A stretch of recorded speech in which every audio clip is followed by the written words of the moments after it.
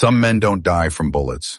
They die from silence, from holding in things they should have shouted, from walking past what they should have faced. Mason Hayes knew this truth better than most. Rain lashed against the weathered boards of his ranch house, each drop like a bullet on the tin roof. The storm had rolled in from the west just after sundown, bringing with it the kind of darkness that swallowed lantern light and made a man feel small. Outside, the wind howled through the Arizona pines like a woman mourning. Mason sat at his kitchen table, cleaning his Remington rifle by the dim glow of an oil lamp. His movements were methodical, practiced a ritual performed 1,000 times. The familiar scent of gun oil and wood smoke hung in the air, but tonight it brought him no comfort. Something was wrong.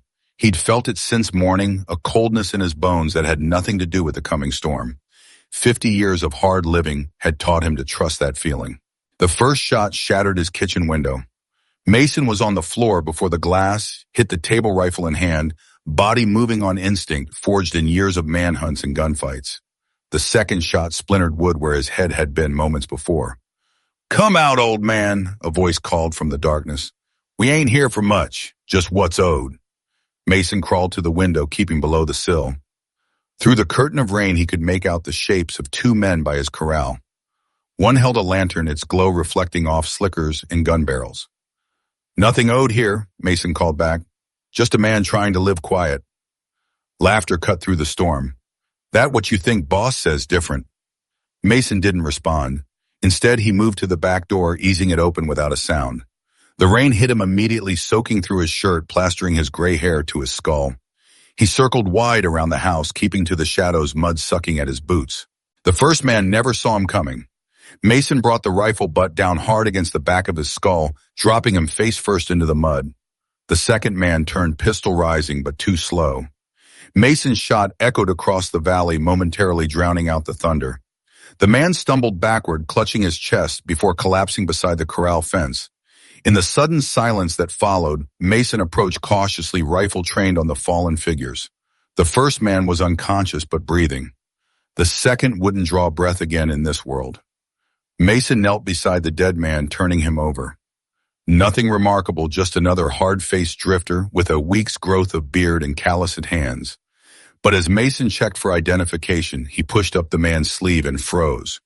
There on the inside of the wrist was a crude tattoo, the letters RKD in faded blue ink. Mason's world narrowed to those three letters, the storm and night fading to a distant roar. His hand trembled as he touched the mark, a brand he hadn't seen in 5 years. A brand he'd hoped never to see again. "Impossible," he whispered, his voice lost in the rain. The memories he'd fought so hard to bury surged back like floodwaters breaking through a dam. The screams, the blood. Elizabeth's face still and pale in death. Mason staggered to his feet, suddenly aware of how exposed he was.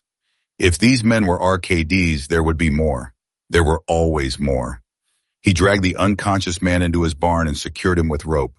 Questions would come later.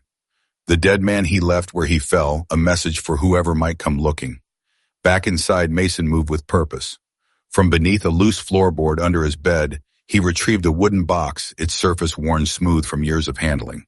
Inside lay his past, a U.S. Marshal's badge tarnished with age, and a folded letter of resignation dated April 18, 1880. Beneath these, wrapped in oilcloth, was a Colt Peacemaker, his service weapon untouched since the day he'd walked away. Mason unwrapped the revolver, feeling its familiar weight. He checked the cylinder, still loaded as he'd left it. Some part of him had always known this day would come. As he slid the Peacemaker into his holster, lightning split the sky, illuminating the small photograph on his bedside table, Elizabeth, in her nurse's uniform, smiling forever, 33 years old, forever untouched by what would come. "They're back, Lizzie," he whispered to the photograph. "God help me, they're back." Dawn broke clear and cold after the storm, the sky washed clean of clouds.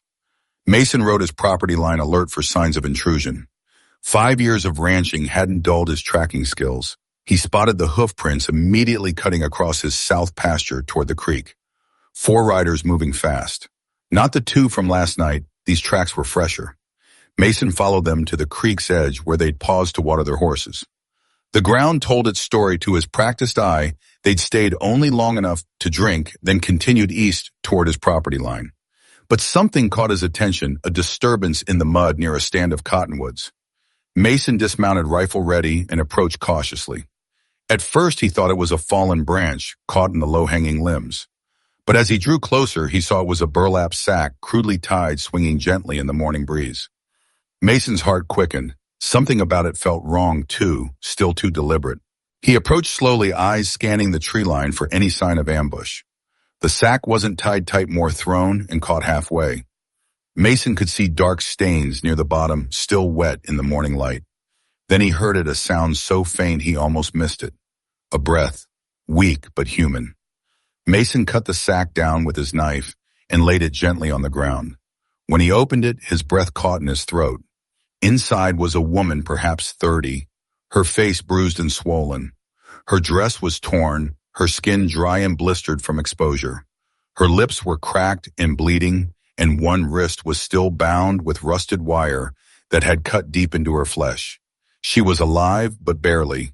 Her eyes fluttered open as he leaned closer. Deep blue eyes glazed with pain, but still alert.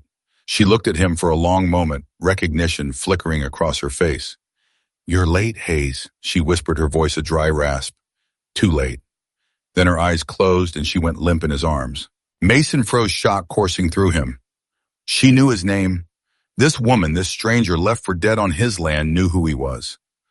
With gentle hands, he lifted her from the sack and placed her on his horse. Whatever connection they had, whatever danger she brought with her, he couldn't leave her to die. Not here. Not like this. As he mounted behind her, supporting her unconscious form, Mason scanned the horizon. Whoever had left her here might still be watching, might be waiting to see what he would do. Let them watch, he thought grimly. Let them come.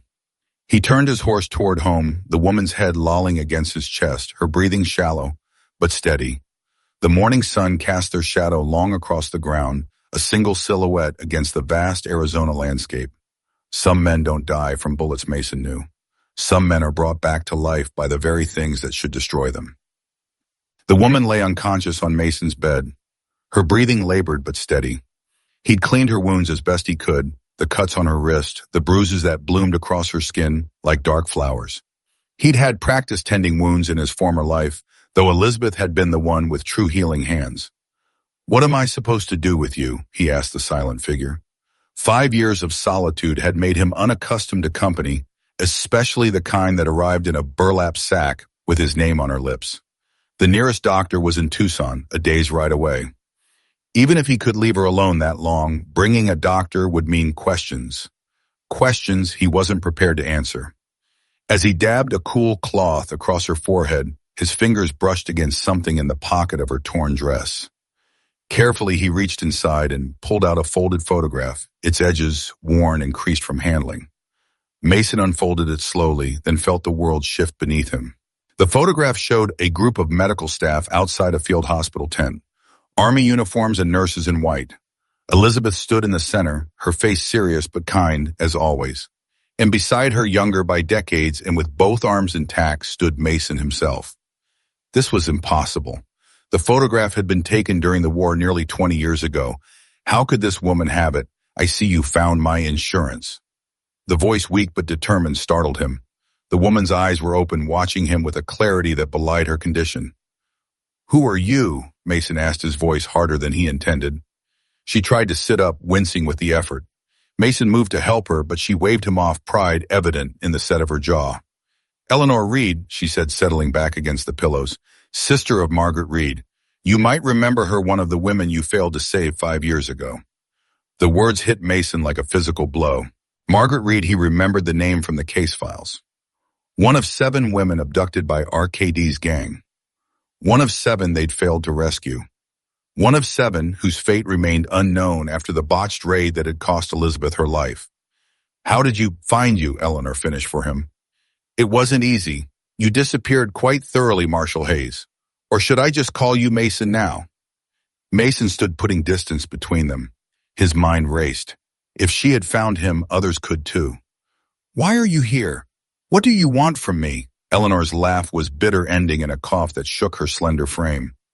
"Right now, water would be nice." Mason filled a cup from the pitcher on his bedside table and helped her drink. She took small sips, her eyes never leaving his face. I didn't come looking for you, she said finally. Not specifically. I was investigating RKD trying to find Margaret, or at least learn what happened to her. I got careless. They caught me 3 weeks ago. You're a lawman? Mason asked, skepticism evident in his voice. A nurse, and a writer for the Tucson Star. Pride flashed in her eyes. I've been gathering evidence against Raymond Dawson for 3 years. Names, dates, locations, witness testimonies, enough to hang him 10 times over. And what good did it do you? Mason gestured to her injuries. Look what they did to you. They've done worse to others, she replied, her voice steady. To Margaret, to your wife. Mason turned away, unable to bear the accusation in her gaze. My wife is not your concern. No, then why do I know her name was Elizabeth? Why do I know she died because someone in your team betrayed you to RKD? Why do I know you've been hiding out here writing letters to a dead woman while Dawson continues to destroy lives? Mason spun back, anger flaring. You know nothing about me or Elizabeth. I know more than you think, Eleanor countered. Margaret worked with Elizabeth at the Prescott Hospital before she was taken. She spoke of her often in her letters, of her kindness, her dedication. The fight went out of Mason, suddenly leaving him hollow. He sank into the chair beside the bed. Why are you here, Miss Reed? What do you want from me? Eleanor's expression softened slightly. I didn't come looking for you, she repeated. I was investigating a new operation of Dawson's, a training camp for young men near the border. They caught me watching them. When they found my notes, they decided to make an example of me. She touched her wounded wrist where the wire had cut deep. They knew who I was, Margaret's sister. They wanted information about what I'd discovered, who I'd told. When I wouldn't give it to them, She swallowed hard.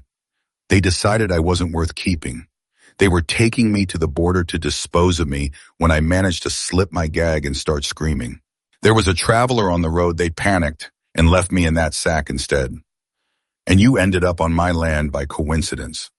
Mason's voice was heavy with skepticism. No, Eleanor admitted. I heard them say your name. They knew who owned this ranch. I think they left me here deliberately, a message perhaps, or bait. The implications settled over Mason like a shroud. They knew where he was, had known perhaps for some time, and now they had delivered this woman to his doorstep, a connection to his past, to Elizabeth, to the life he'd left behind. You should have stayed out of it, he said quietly. Some fights can't be won. Eleanor's eyes flashed.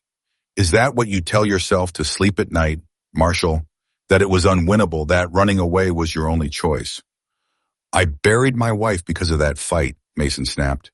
I watched good men die. So yes, I walked away, and I'd do it again. Would Elizabeth be proud of that choice? The question hung in the air between them, sharp as a blade. Before Mason could respond, a sound from outside caught his attention, hoofbeats approaching fast. He moved to the window, staying to the side as he peered out. A single rider was coming up the road to his ranch, moving at an unhurried pace. Even at a distance, Mason recognized the set of his shoulders, the way he sat in the saddle. Stay here, he told Eleanor. Don't make a sound. He retrieved his peacemaker from the bedside table and moved to the front porch, positioning himself in the shadows just inside the doorway. The rider approached, stopping a respectful distance from the house. Hayes, the man called. It's Samuel Walters. We need to talk. Mason stepped onto the porch, keeping the revolver at his side but visible. Deputy Walters, he acknowledged. It's been a while. Samuel Walters had aged in the 5 years since Mason had seen him last. His once dark hair was now shot through with gray, and new lines creased the corners of his eyes. He wore a deputy's badge on his vest, pinned just above his gun belt. Heard there was trouble out this way last night, Samuel said, his eyes taking in the bloodstains, still visible on the porch boards. 2 drifters causing problems. Something like that, Mason replied. One of them won't be causing any more trouble. Samuel nodded slowly. Sheriff sent me to investigate, said there'd been gunfire reported. Since when does the sheriff care about what happens this far out? Since it happens in Mason Hayes' property. Samuel dismounted, tying his horse to the hitching post. Can I come in? It's been a long ride. Mason hesitated. Samuel had been one of his deputies in the marshals, one of the few who'd survived the raid on RKD's camp. They'd never been close, but they'd been colleagues. Still, 5 years was a long time, and Mason trusted no one these days. "We can talk out here," he said, gesturing to the porch chairs. Samuel's mouth tightened, but he nodded. "Still the cautious one, I see." They sat, the familiar creaking of the porch boards the only sound for a long moment. Samuel removed his hat, running a hand through his hair. "I know why they came, Hayes," he said finally, "and I know who sent them." Mason kept his expression neutral. "Do tell." "RKD is back in business. Bigger than before. They've got operations running from here to the border, all under different names, but it's Dawson pulling the strings. Word is he's never forgotten what you did to his organization." "I did nothing to his organization," Mason replied bitterly. "We failed. Remember, he won." Samuel leaned forward. "Did he? His brother died in that raid. 3 of his top men, too. He had to rebuild from scratch, go underground for years. That's not nothing." Mason studied his former colleague's face, searching for deception. "Why are you here, Samuel, really?" "To warn you," Samuel said, his voice dropping. "There's talk in town. Strangers asking questions about this ranch, about you. And last night, 2 men rode through on their way south looking like they'd seen ghosts." "Only one ghost out here," Mason replied, "and he'd prefer to stay that way." Samuel's eyes drifted to the bloodstains on the porch. "Doesn't look like you'll get that choice anymore." He hesitated, then added, "There's something else. A woman went missing from Tucson 3 weeks back. Reporter for the Star. Been asking questions about missing persons, land deals gone wrong. The kind of questions that get people noticed." Mason kept his face impassive, but his grip tightened on the peacemaker. "What's that got to do with me?" "Maybe nothing," Samuel conceded, "but her last known article was about land seizures along the proposed railroad route. Same route that runs right through what used to be RKD territory." He paused. "Same route that runs not 5 miles from this ranch." The implication was clear. Eleanor Reed hadn't stumbled onto RKD by accident. She'd been investigating something bigger. Something that connected to Mason's land, to the railroad, to powers beyond just Raymond Dawson. "I appreciate the warning," Mason said, standing to signal the end of the conversation. "But like I said, I'm just a rancher these days. I leave the law to men like you." Samuel rose slowly, settling his hat back on his head. "That's just it, Hayes. The law isn't what it used to be around here. Not since Judge Prescott took over the circuit court. Man's got his fingers in everything: land deeds, business licenses, judicial appointments. Even the sheriff jumps when Prescott calls." Mason stiffened at the name. Calvin Prescott had been the presiding judge during the investigation into RKD 5 years ago. He'd been the one to deny Mason's request for additional men for more time to prepare. The one who'd later ruled that the failed raid had been due to Mason's poor leadership, not lack of resources.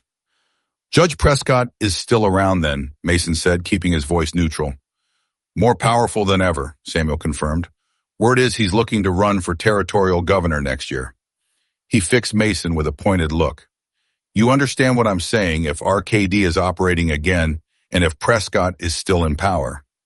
He left the sentence unfinished, but Mason understood. The corruption went higher than just a gang of outlaws. It reached into the very institutions meant to uphold justice. "I understand," Mason said, "and I'll keep my head down like always." Samuel studied him for a long moment, then nodded. "See that you do." He turned to leave, but paused at the steps. "One more thing, that reporter Eleanor Reed. If you hear anything about her, I'd appreciate knowing. Her sister was a friend of your wife's, I believe." The casual mention of the connection sent a chill through Mason. How much did Samuel know? Was this a genuine concern or a test? "I'll keep my ears open," Mason replied noncommittally. Samuel mounted his horse, gathering the reins. "Do that, and Hayes, watch your back. Not everyone who remembers you wishes you well." With that cryptic warning, he turned his horse and rode away, dust rising behind him in the morning light. Mason watched until he disappeared over the ridge, then quickly went back and locking the door behind him. Eleanor was sitting up in bed, her face pale but determined. "He knows I'm here," she said immediately. "He was testing you." "Maybe," Mason conceded, "or maybe he was genuinely warning me. Samuel and I worked together for years." "And you trust him?" Eleanor's voice was sharp with disbelief. Mason thought of the raid 5 years ago, how everything had gone wrong so quickly, how RKD had seemed prepared for them, almost waiting. Someone had betrayed them that day. Someone close. I trust no one, he said finally. Especially not now. Eleanor nodded satisfied. Good, because neither do I. She struggled to swing her legs over the side of the bed. We need to leave. It's not safe here. Mason moved to stop her. You're in no condition to travel. I'll manage, she insisted, though her face had gone even paler with the effort of sitting up. I have to get to Tucson. I have evidence there are documents that prove the connection between RKD, Judge Prescott, and the railroad land grabs. Evidence that it could explain why they killed your wife. Mason went still. What did you say? Eleanor met his gaze directly. Elizabeth wasn't collateral damage, Mason. She was targeted. She knew something about patients she treated at the hospital. Something that connected to Prescott and RKD. That's impossible, Mason said, but doubt crept into his voice. Elizabeth was a nurse. She treated injuries, delivered babies. She wasn't involved in anything dangerous. Wasn't she? Eleanor challenged. She worked at Prescott Hospital. The same hospital where my sister worked. The same hospital that treated several young women who'd fallen downstairs or had accidents, but who later disappeared. The same hospital where records went missing after certain patients were discharged. Mason's mind raced. Elizabeth had mentioned concerns about patients once or twice, women who'd come in with suspicious injuries who'd seemed afraid, but she'd never connected it to anything larger, had she? How do you know all this? He demanded. Margaret's letters, Eleanor replied. She wrote to me regularly until she disappeared. She mentioned Elizabeth several times, said they were becoming friends, that Elizabeth shared her concerns about certain patients. The last letter I received, just before she vanished, said they were going to compile evidence, maybe speak to a marshal about their suspicions. The implications crashed over Mason like a wave. Had Elizabeth been investigating RKD independently? Had she and Margaret Reed uncovered something that made them targets? If what you're saying is true, Mason said slowly, why didn't Elizabeth tell me I was a U.S. Marshal, for God's sake?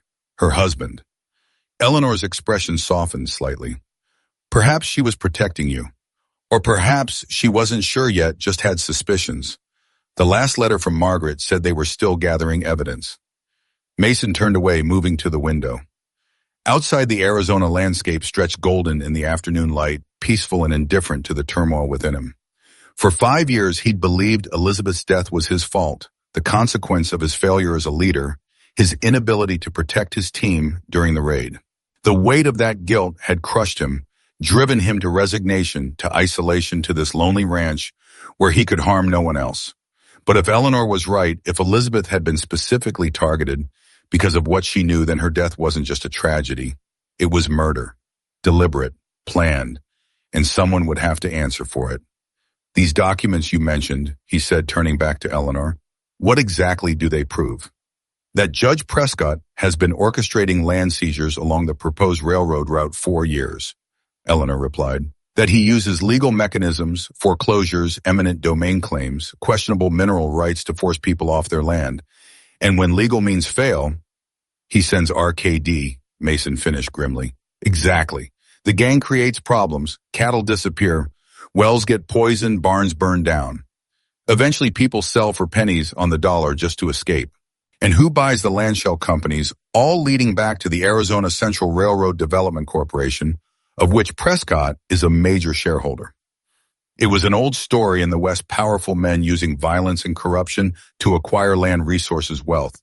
But to hear it connected so directly to Elizabeth's death made it personal in a way that set Mason's blood boiling. And you have proof of this, actual documents. Eleanor nodded. Land deeds, corporate records, witness testimonies. 5 years of investigation hidden in a lockbox at the Tucson Star. My editor doesn't even know it exists. I couldn't risk anyone finding it before I had the full picture. Mason considered this information. If true, it would be enough to bring down not just RKD, but Judge Prescott and whoever else was involved in their scheme. It would mean justice for Elizabeth, for Margaret Reed, for all the others who had suffered. But it would also mean stepping back into the world he'd left behind, a world of danger, violence, and betrayal. A world that had already taken everything he cared about. Even if I believed you, he said slowly, what do you expect me to do? I'm not a marshal anymore. I have no authority, no resources, no allies I can trust. You have me, Eleanor said simply, and you have the truth. Sometimes that's enough to start with. Mason looked at her, this woman who had endured torture rather than give up her quest for justice, who had pursued the truth about her sister's disappearance for years and at great personal risk, who now sat in his home injured but unbroken, offering him a chance he'd never thought to have again, a chance at redemption, a chance at justice for Elizabeth. RKD will be looking for you, he said, and now they know you're connected to me. We'd be walking into danger with every step. I'm already in danger, Eleanor replied. Have been since the day I started investigating them. The question is, are you willing to face yours? The question hung in the air between them, a challenge Mason had been avoiding for 5 years. He turned back to the window, his gaze falling on the small vegetable garden Elizabeth had started in their brief time together on this ranch. She'd had such plans for it, for their life here together. Plans that had died with her on that blood-soaked day 5 years ago. Mason had been a different man, then younger, more idealistic, convinced that justice would prevail if only he served it faithfully. That man had died alongside Elizabeth, replaced by a hollow shell, who wrote letters to ghosts and hid from the world. But perhaps Mason thought it was time for resurrection. I'll need a day, he said finally, to make arrangements. The man I captured last night is still in my barn. He might have information we can use. And I need to prepare the ranch for my absence. Eleanor nodded, relief evident in her expression. Thank you, she said quietly. Mason turned back to her, his face hardening. Don't thank me yet, Miss Reed. I haven't agreed to help you expose Prescott or take down RKD. I'm only agreeing to get you safely to Tucson to retrieve your evidence. What happens after that will depend on what we find. Fair enough, Eleanor conceded, but I think you'll find the evidence compelling. Mason moved to the door, pausing with his hand on the knob. One more thing. If we're going to do this, I need to know everything. No more secrets, no holding back information. We trust each other completely, or not at all. Eleanor held his gaze steadily. Agreed, no more secrets. As Mason stepped outside into the afternoon heat, he couldn't shake the feeling that he'd just made a deal that would either lead to justice or to his death. Perhaps both. Either way, there would be no going back now. The man in the barn regained consciousness shortly after sunset, waking to find himself bound to a support beam, Mason sitting on a hay bale before him, Peacemaker resting casually on his knee. Evening, Mason said quietly. Thought you might sleep through our entire conversation. The man blinked, confusion giving way to fear as he registered his situation. He was young, mid-20s at most, with the hard, lean look of someone who'd lived rough. His clothes were travel-stained but of good quality, and his boots were expensive. Not your typical drifter. Who are you? The man croaked, his throat dry from hours of unconsciousness. I was about to ask you the same thing, Mason replied, along with why you and your friend thought shooting up my home was a good idea. The man's eyes darted around the barn, searching for his companion. Where's Davis? Your friend feeding the coyotes by now, I expect. Mason's voice was matter of fact. He wasn't as lucky as you. Fear flashed across the young man's face. You killed him. He tried to kill me first, Mason pointed out. Seems fair. The man swallowed hard. Look, mister, this was just a job, nothing personal. We were paid to rough you up, a little scare you. Nobody said anything about dying. Paid by whom? The man hesitated, clearly weighing his options. Mason sighed and stood moving closer. Let me make this simple for you, son. You are in a bad situation. Your friend is dead. You're miles from anywhere on property owned by a man who, as you've seen, isn't afraid to defend himself. No one knows you're here except the people who sent you, and they clearly don't value your life very highly. He crouched down, meeting the man at eye level. Your only chance of walking out of here alive is to tell me everything. Who sent you, why, and what they want from me. The man's resistance crumbled visibly. A man in Tucson hired us. Big fellow, scar across his jaw. Didn't give his name, but he had money. Said there was a rancher out this way who needed to be reminded of old debts. What else did he say? What exactly were you supposed to do? Just scare you, the man insisted. Fire some shots, break some windows. Said to tell you RKD sends his regards and that old business isn't forgotten. That's all I swear. Mason studied the man's face, searching for deception. Finding none, he asked, "This man with the scar, did he mention anything else? A woman, perhaps, or a judge?" The man frowned. "No woman, but he did say something about making sure I was back in Tucson by the 15th because the judge wouldn't wait. Didn't know what he meant by that. The 15th, just 4 days away. Something was happening then. Something involving Judge Prescott." Mason filed the information away for later. "One more question," he said. "The tattoo on your friend's wrist, RKD. Do you have one too?" The man shook his head quickly. "No, sir. Davis got that before I knew him. Said it was from his time with some gang years back. I'm just a hired gun. I go where the money is." Mason considered the man before him. He seemed to be telling the truth, just a mercenary, not a true believer in whatever cause RKD and Prescott were pursuing. Still, he couldn't simply let him go. "Here's what's going to happen," Mason said, standing. "I'm going to untie you, give you some food and water, and a head start. You're going to ride south, cross the border, and keep going. If I ever see your face again in any context, I will kill you without hesitation. Do you understand?" The man nodded vigorously. "Yes, sir. You'll never see me again, I promise."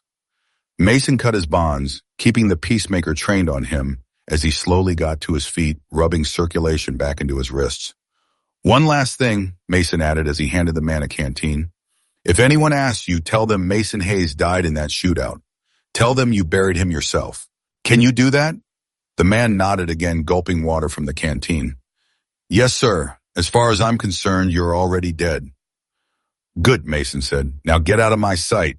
He watched as the man mounted his horse and rode away, disappearing into the gathering darkness. It was a risk letting him go, but Mason needed someone to carry the message back, to make Dawson and Prescott believe, at least temporarily, that their problem had been eliminated. It would buy them time. Not much, but perhaps enough. When he returned to the house, Eleanor was awake, sitting at his kitchen table with a cup of tea before her. She'd found one of his shirts to wear the sleeves rolled up multiple times to accommodate her smaller frame. The bruises on her face stood out starkly against her pale skin, but her eyes were clear and alert. "Did he talk?" she asked as Mason entered.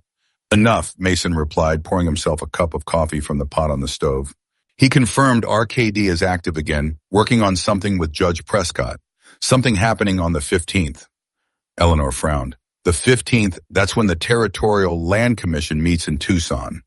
They're voting on final approval for the railroad route, which would make Prescott's land acquisitions official and irreversible. Mason added, the pieces falling into place. "If your evidence could stop that vote." "It would ruin him," Eleanor finished. "Everything he's worked for, all the lives he's destroyed, it would all be for nothing." Mason sat across from her, cradling his coffee cup in weathered hands. "Then we need to get to Tucson before the 15th. But we can't take the main roads. They'll be watching for you, and now for me, too." "There's an old Apache trail through the mountains," Eleanor suggested. "It adds a day to the journey, but it's rarely used these days. I took it once while investigating a story about reservation conditions." Mason nodded. "It's a good plan. We'll leave at first light tomorrow." Eleanor studied him over the rim of her teacup. "You've changed your mind, haven't you? About helping me expose Prescott in RKD." Mason met her gaze steadily. "Let's just say I'm open to the possibility that your evidence might be worth the risk." A small smile curved Eleanor's lips. "That's a start." They sat in companionable silence for a moment, the only sound the ticking of the old clock on Mason's mantle.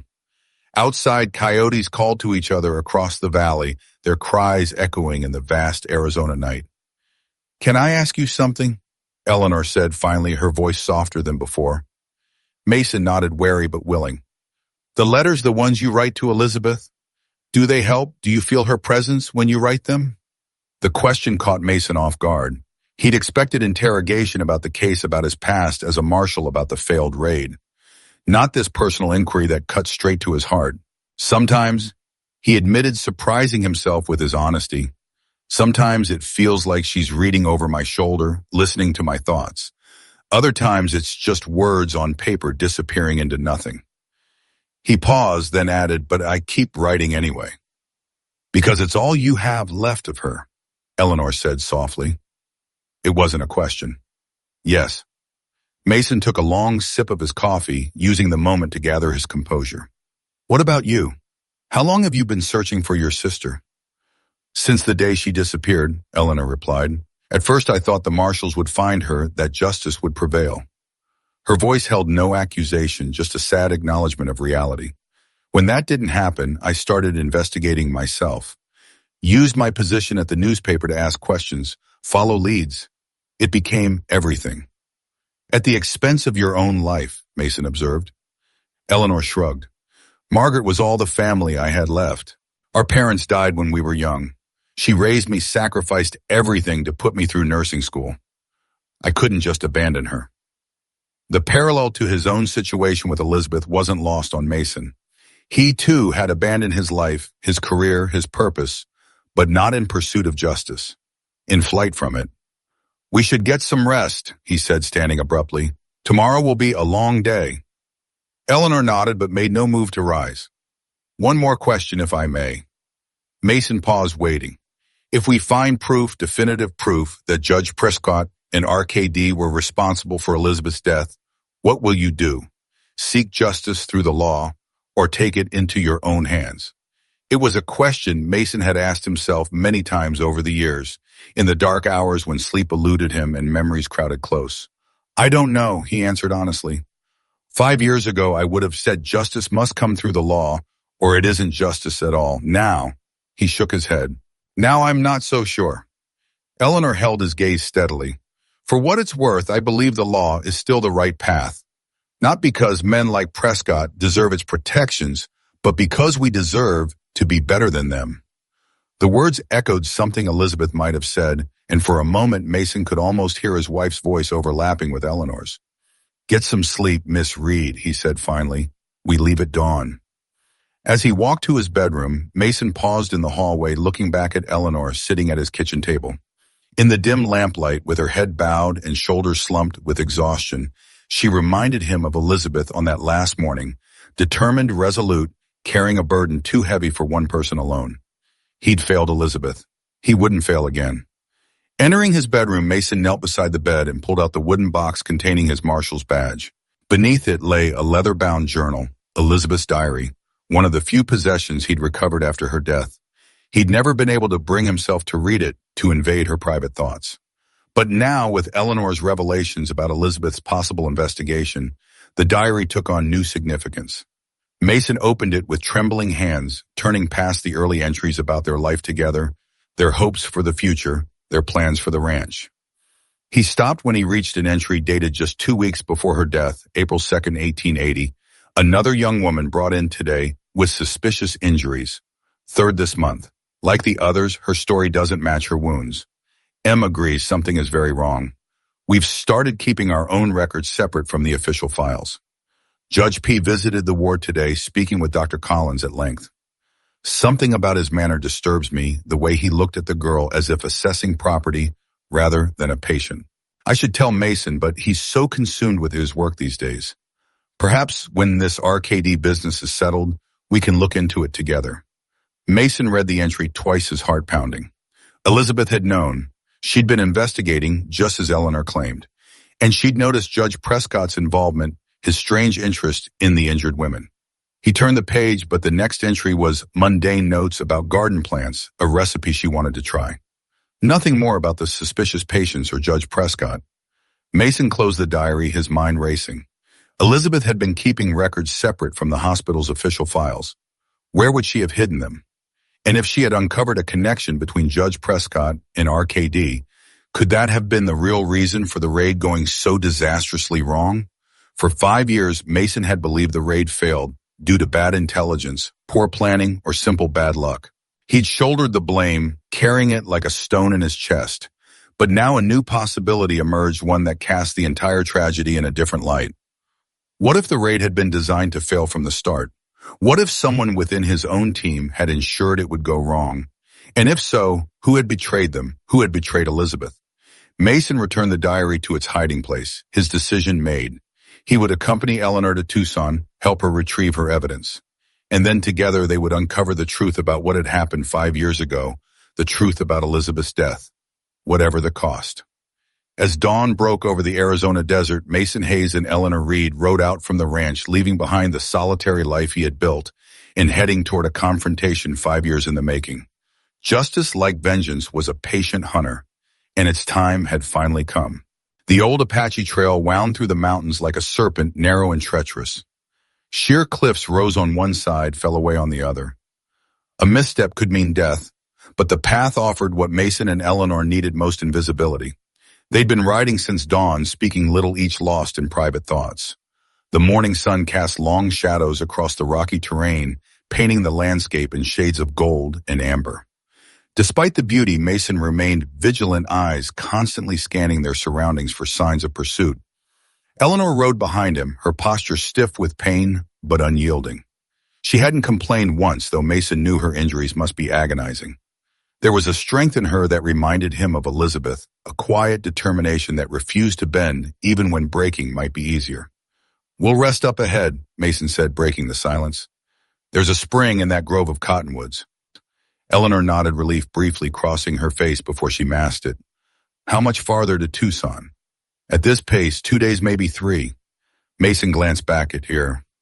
"Think you can make it?" "I'll make it," she replied simply. They dismounted by the spring, letting the horses drink while Mason refilled their canteens. Eleanor eased herself onto a sun-warmed rock, wincing as she stretched her legs. "Let me check those bandages," Mason said, approaching with his small medical kit. Eleanor hesitated, then nodded, rolling up her sleeve to reveal the wire cuts on her wrist. Mason knelt beside her, gently unwrapping the soiled bandage. The wounds were angry and red, but showed no signs of infection, a small mercy in a situation with few. "You have a healer's hands," Eleanor observed as he cleaned the cuts with water from the spring. "Elizabeth taught you well." Mason's movements faltered briefly at the mention of his wife's name. "She tried, said I was her worst student." A ghost of a smile touched Eleanor's lips. "Margaret said the same about me. I could diagnose pneumonia from across a room, but couldn't wrap a bandage properly to save my life." "Your sister," Mason said, carefully applying a fresh bandage. "Tell me about her." Eleanor's expression softened, pain of a different sort flickering in her eyes. "Margaret was radiant. That's the only word for it. She lit up rooms just by entering them. Had this laugh that made everyone around her laugh too, even if they didn't know the joke." She paused, lost in memory. "She was the smart one, the brave one, always standing up for people who couldn't stand up for themselves. That's why she became a nurse." Eleanor nodded. "That, and she was good at it. Had a way of making people feel safe, even when they were scared or hurting." She looked down at her newly bandaged wrist. "She would have liked you, I think." Mason tied off the bandage and sat back on his heels. "Why do you say that?" "Because you're still trying to do the right thing even when it costs you." Eleanor met his gaze directly. "Even when you're afraid." The observation struck too close to home, piercing the armor Mason had built around himself these past 5 years. He stood abruptly, turning away to pack up the medical supplies. "We should keep moving," he said, his voice gruff. "There's a place to camp about 10 miles ahead. We can stop there for the night." Eleanor watched him retreat, understanding in her eyes. "Of course." They rode in silence for the rest of the afternoon, the trail gradually descending from the mountains into rolling foothills. By the time dusk fell, they'd reached a small clearing beside a dry creek bed, a natural campsite sheltered by rock formations on 3 sides. Mason helped Eleanor dismount, then set about making camp with the efficiency of a man accustomed to traveling alone. He gathered wood for a small fire, laid out their bedrolls, and prepared a simple meal of jerky, beans, and coffee. As they sat beside the fire, the desert night closed in around them, vast and star-filled. The silence between them had shifted from awkward to companionable, the shared journey creating a tentative bond. "May I ask you something?" Eleanor said, cradling her coffee cup in both hands for warmth. Mason nodded, bracing himself for another probing question about Elizabeth or his past. "The letters you write," she began, surprising him. "Do you ever write about the future or only the past?" Mason considered the question. In 5 years of letters to Elizabeth, he'd chronicled his daily life, his memories, his regrets. But the future, that had seemed a luxury he no longer deserved. "Mostly the past," he admitted. "The future stopped the day she died." Eleanor's gaze remained on the fire, its light casting shadows across her bruised face. I understand that. After Margaret disappeared, I couldn't see beyond finding her. Everything else, my career, relationships, normal life, it all seemed trivial in comparison. She looked up, meeting his eyes across the flames. But I've been thinking lately, what happens if I do find her? Or if I learn definitively that she's gone? What then? Who am I when this search is over? The questions resonated with Mason in ways he hadn't expected. Who was he beyond his grief, beyond his guilt? He'd been a marshal once, a husband, a man with purpose. Now he was, what, a shadow, a ghost haunting his own life. I don't know, he said honestly. I've never let myself think that far ahead. Eleanor nodded, understanding in her eyes. Maybe we should. Think ahead, I mean. Not just about Tucson and the evidence, but about after. About who we want to be when this is finished. Mason stared into the fire, watching the flames dance and flicker.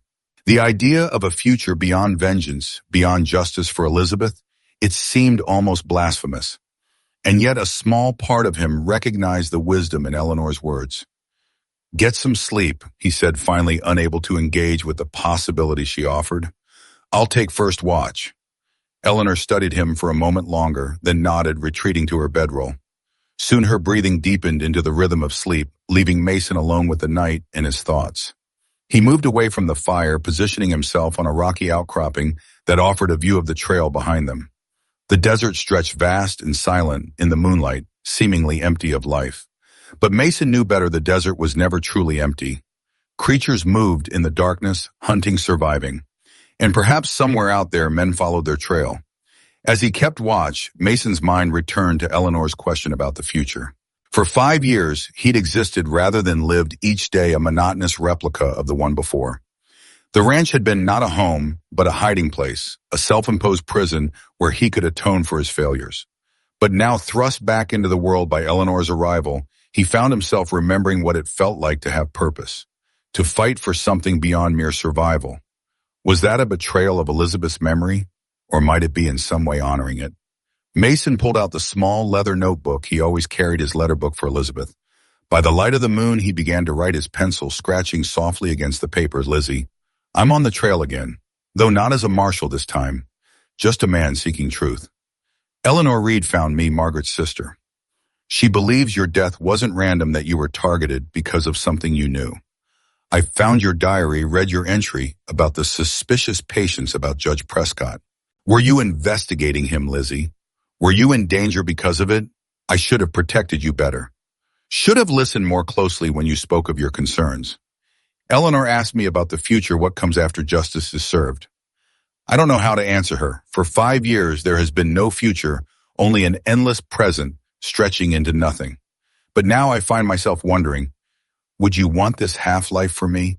This existence without purpose or connection? I miss you every day. That will never change. But perhaps there is a way to honor your memory that doesn't require me to join you just yet. Forever yours. Mason, he closed the notebook, returning it to his pocket. The act of writing had clarified something within him, a realization that seeking justice for Elizabeth didn't mean he had to remain forever entombed in grief. It was a small revelation, fragile as a desert flower, but it was something. A beginning, perhaps. The night passed without incident, and dawn found them back on the trail, pushing deeper into the foothills. By mid-morning, they'd reached a vantage point that offered a sweeping view of the valley below, and in the distance, the sprawl of Tucson.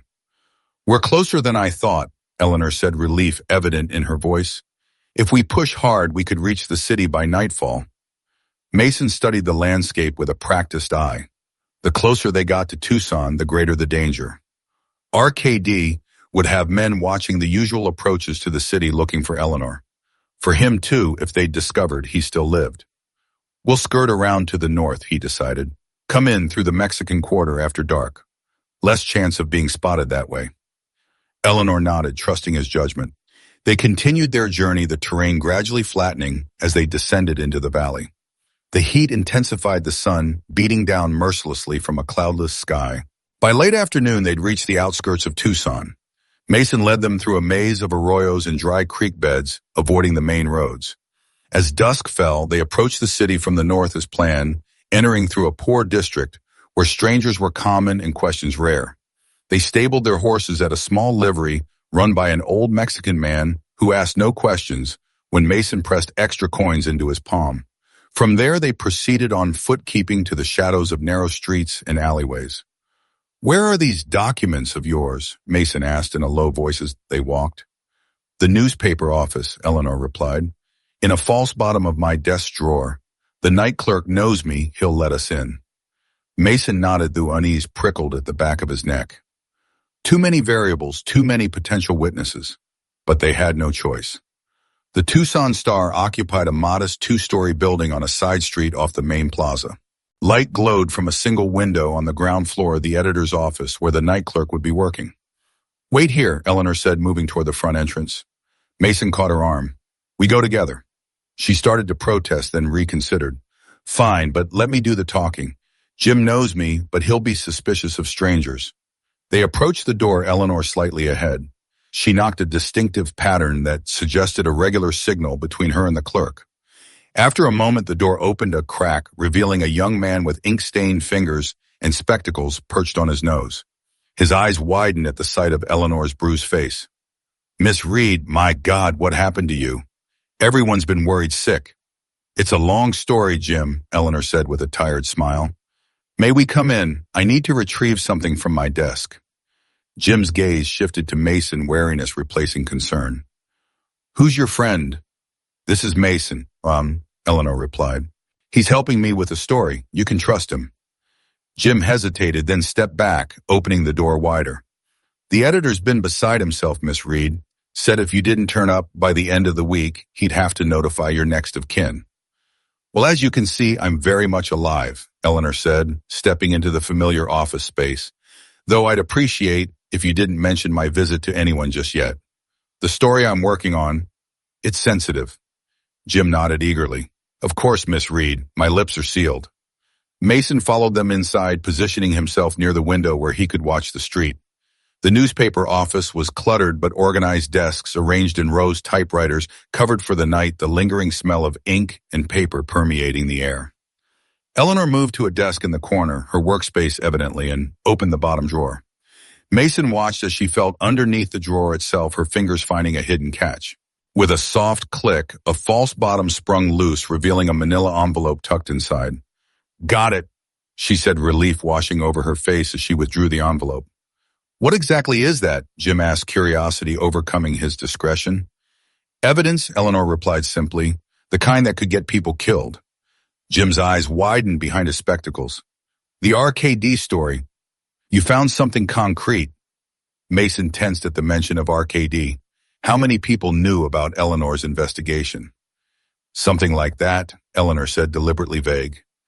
"Thank you for letting us in, Jim. Remember, not a word to anyone." "Of course, Miss Reed, but where will you go now? Should I tell the editor you're safe at least?" Eleanor hesitated, glancing at Mason. "No one can know she's back in Tucson," Mason said firmly. "Not yet. It's not safe." Jim's gaze shifted between them, uncertainty clear on his young face. "Are you in some kind of trouble, Miss Reed?" "The less you know, the safer you are," Eleanor told him kindly. "Just give me 3 more days. After that, you can tell Mr. Hollister everything." Jim nodded reluctantly. 3 days, but if you're not back by then, I'm telling him everything I know." "Fair enough," Eleanor agreed. She tucked the envelope inside her jacket. "Now we should—" The sound of approaching horses cut her off. Mason moved swiftly to the window, peering through the curtains. 3 riders had stopped outside, dismounting with purpose. "We've got company," he said grimly. "Back door." "Through the printing room," Jim said, pointing to a door at the rear of the office. "It leads to the alley behind the building." Mason nodded. "Go," he told Eleanor. "I'll be right behind you." Eleanor hesitated. "Mason, go," he repeated more forcefully. "The evidence is what matters. Get it somewhere safe." She held his gaze for a moment longer, then nodded, understanding the stakes. With the envelope clutched to her chest, she hurried toward the back door, Jim leading the way.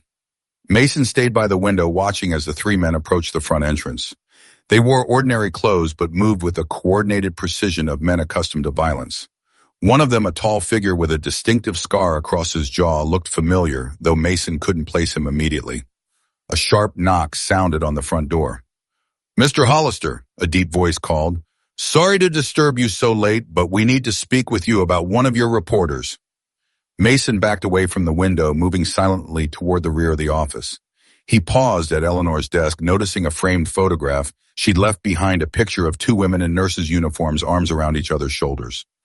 Eleanor and Margaret, he guessed, sisters in life separated by violence. Another knock, louder this time. Mr. Hollister, it's Deputy Walters from the sheriff's office. Please open up. Mason froze at the name. Samuel Walters, his former colleague, now apparently in pursuit. But why would Samuel be looking for Eleanor at this hour with no official warrant or announcement? And who were the men with him? The pieces clicked into place with sudden clarity. The man with the scarred jaw, he'd been at the RKD camp 5 years ago, one of Dawson's lieutenants. Mason had glimpsed him during the raid, escaping on horseback while gunfire erupted around them. Samuel wasn't just accompanying these men. He was working with them. The realization hit Mason like a physical blow. Samuel Walters, his fellow marshal, his colleague for years, had betrayed them. Had perhaps betrayed Elizabeth. The pounding on the door intensified. We know someone's in there. Open up or we'll break it down. Mason slipped through the door into the printing room, finding himself in a large space dominated by a massive printing press. The smell of ink was stronger here, almost overwhelming. At the far end, a door stood ajar, revealing a glimpse of the alley beyond. He moved quickly through the room, emerging into the alley, just as the sound of splintering wood echoed from the front of the building. They'd broken down the door. Eleanor and Jim were waiting in the shadows, tension evident in their postures. Who are they? Eleanor whispered as Mason joined them. Samuel Walters, Mason replied grimly, and at least one RKD man. We need to move. Now. Jim's face paled. The deputy sheriff is working with RKD, but that's corruption runs deep. Mason cut him off. Which way to the nearest safe house? Eleanor pointed down the alley. 3 blocks east, then north on Convent Street. My friend Maria runs a boarding house. She'll hide us. Go, Mason said. I'll create a diversion. Meet you there. Eleanor shook her head firmly. We stay together. I'm not leaving you to face them alone. Before Mason could argue, shouts erupted from inside the building. They'd found the back door. No time to argue, Jim said urgently. Follow me. I know a shortcut. He led them down the alley at a run, turning sharply into an even narrower passage between buildings. They emerged onto a quiet street lined with small adobe houses, their windows dark in the late hour. Maria's boarding house is there. Eleanor pointed to a 2-story building at the end of the street. The blue door. They hurried toward it, keeping to the shadows. Behind them, more shouts echoed as their pursuers spilled into the alley. Jim stopped suddenly. I'll lead them away, he said, determination in his young face. Buy you some time. Jim, no, Eleanor began. They don't know what I look like, he insisted. I'll run the other way, make some noise. They'll think it's you. Before either of them could protest further, Jim darted across the street, deliberately making himself visible in a patch of moonlight before running in the opposite direction. As predicted, shouts followed him immediately, and the sound of pursuing footsteps faded into the distance. Brave kid, Mason muttered. Too brave. Eleanor agreed, worry in her voice. Come on before they realize they're chasing the wrong person. They reached the boarding house without further incident. Eleanor knocked softly on the blue door, a pattern similar to the one she'd used at the newspaper office. After a tense moment, the door opened a crack, revealing a middle-aged Mexican woman with silver-streaked black hair. ¿Quién es? She demanded, then gasped as she recognized Eleanor. Dios mío, Eleanor. Maria, Eleanor said with evident relief. We need help. A place to hide just for tonight. Maria's dark eyes took in Eleanor's bruised face, then shifted to Mason with open suspicion. But she nodded, opening the door wider. Come in quickly, she said, her English accented but clear. The back room is empty. No one will look for you there. They slipped inside Maria, locking the door behind them. The boarding house was simple but clean, smelling of chili peppers and fresh bread. Maria led them through a dimly lit hallway to a small room at the rear of the building. Wait here, she instructed. I will bring food, water for washing. Then you tell me who did this to your face, yes. Eleanor managed a tired smile. Thank you, Maria. We won't stay long, just until morning. When Maria had gone, Mason moved to the window, carefully checking the street outside. No sign of pursuit yet, but it wouldn't take long for Samuel and his men to realize they'd been tricked. We should be safe here for a few hours. Eleanor said, sinking onto the edge of the narrow bed. Maria won't betray us. Her son disappeared 3 years ago, one of the first cases I investigated that led me to RKD. Mason turned from the window. Let me see those documents. Eleanor nodded, removing the envelope from inside her jacket. Her hands trembled slightly as she opened it, spreading the contents across the bed. Land deeds, corporate records, handwritten witness testimonies, and detailed maps of the proposed railroad route with certain properties marked in red. These properties were all seized within the last 5 years, Eleanor explained, pointing to the red markings. Some through foreclosure, others through eminent domain claims. Some through more, violent means. Mason examined the documents with growing unease. The pattern was clear: a systematic acquisition of land along the railroad's path, all channeled through shell companies that ultimately led back to Arizona Central Railroad Development Corporation. And Prescott is connected to this corporation, he asked. Eleanor nodded, pulling out a stack of financial records. He's not just connected, he's the majority shareholder through various proxies and nominees. But if you follow the money, she traced a series of transactions with her finger. It all leads back to him. Mason studied the evidence, his marshal's training allowing him to see the bigger picture. This wasn't just corruption, it was an elaborate criminal enterprise using both legal mechanisms and outright violence to achieve its ends. This is enough to bring charges, he acknowledged, but proving it in court would be another matter. Prescott has the judiciary in his pocket. Not all of it, Eleanor countered. Judge Monroe in Phoenix is known for his integrity. If we could get these documents to him. Assuming we live that long, Mason said grimly. Samuel Walters knows we're in the city now. He'll have men watching every road out of Tucson by morning. Eleanor's face fell, the weight of their situation settling over her. Then what do we do? Before Mason could respond, a soft knock sounded at the door. Maria entered, carrying a tray with bread, cheese, and a pitcher of water. She set it down on a small table, then turned to Eleanor with concern in her dark eyes. You are in trouble. Yes, bad men are looking for you. Eleanor hesitated, then nodded. Yes, Maria, very bad men. It's better if you don't know more. Maria's expression hardened. These men, they take my Alejandro, they take your sister. I believe so, Eleanor admitted. I'm trying to prove it to bring them to justice. Maria nodded decisively. Then I help you. My cousin drives a wagon to Phoenix tomorrow at dawn. Deliveries for the hotels. He can hide you. Mason and Eleanor exchanged glances. It was risky, but perhaps their best chance of getting out of Tucson undetected. Thank you, Maria, Eleanor said softly. We would be grateful for your cousin's help. Maria nodded again. Rest now, I wake you before dawn. She moved to the door, then paused, looking back at them. Be careful, mi amiga. These men, they have no souls. After she left, Mason and Eleanor ate in silence, the weight of the day's events settling over them. The small room felt suddenly intimate, the single bed a reminder of their precarious situation. You take the bed, Mason said, moving to position himself in a chair by the window. I'll keep watch. Eleanor looked as if she might argue, then nodded, her exhaustion evident. Wake me in a few hours. You need rest too. Mason agreed, though he had no intention of sleeping. His mind was too full of the day's revelations. Samuel's betrayal, the evidence of Prescott's corruption, the growing certainty that Elizabeth's death had been no accident. As Eleanor settled onto the bed, Mason returned to the window, watching the quiet street below. The city slept, unaware of the corruption festering at its heart, the lives destroyed in the name of progress and profit. He thought of Samuel Walters, the man he'd once trusted with his life, who now hunted him through the streets of Tucson. Had Samuel been the one to betray them 5 years ago? Had he been the one to ensure the raid would fail? That Elizabeth would die? The questions burned in Mason's mind, demanding answers. But for now, survival took precedence. Get the evidence to Judge Monroe in Phoenix. Expose Prescott and RKD. Only then could he confront Samuel and learn the full truth about Elizabeth's death. Outside, a dog barked in the distance, then fell silent.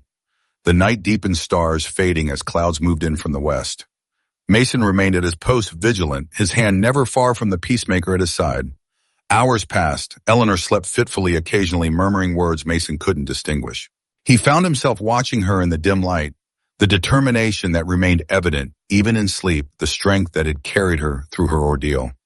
There was something about her that reminded him of Elizabeth, though the two women were different in many ways. Perhaps it was their shared commitment to justice, their refusal to look away from suffering. Or perhaps it was simply that both had awakened something in Mason that he'd thought long dead, a sense of purpose, of connection to something larger than himself. Around midnight, Eleanor stirred, sitting up with a soft gasp. Her eyes wide and disoriented, found Mason in the darkness. "Just a dream," he said quietly. "You're safe." She nodded, pushing hair from her face with a trembling hand. "Not a dream, a memory." Mason didn't press for details. Some memories were better left unspoken, especially in the vulnerable hours of the night. Eleanor rose, moving to join him by the window. "You should rest," she said. "I can keep watch." "I'm fine," Mason insisted. Again. "Years of stakeouts trained by to go without sleep." Eleanor studied him in the dim light.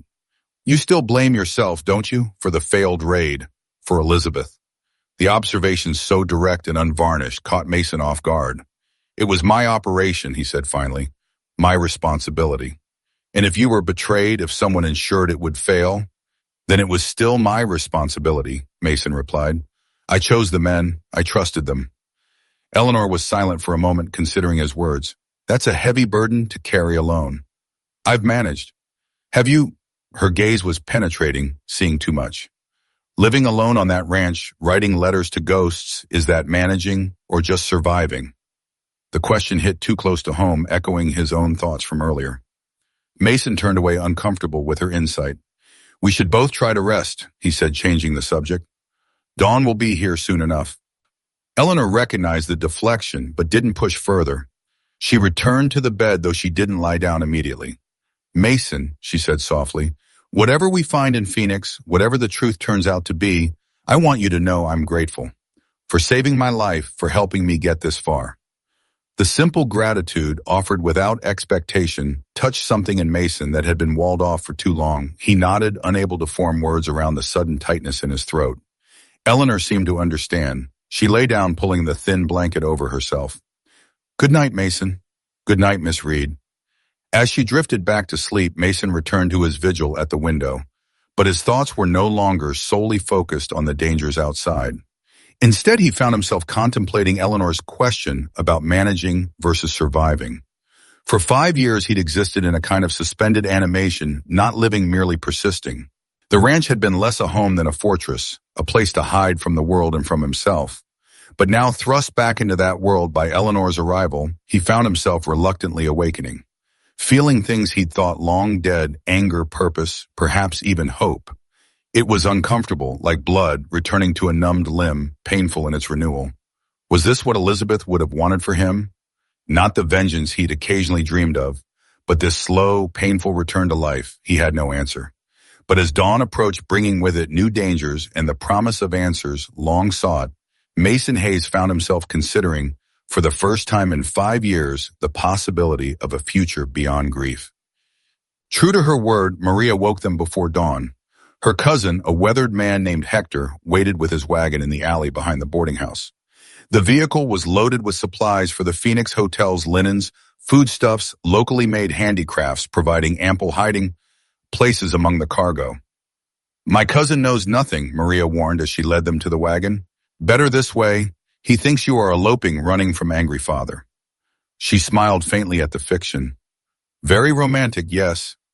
Mason and Eleanor exchanged awkward glances, but didn't correct her. The less Hector knew about their true situation, the safer he would be. They settled into a space Hector had created among the crates and barrels, cramped but serviceable.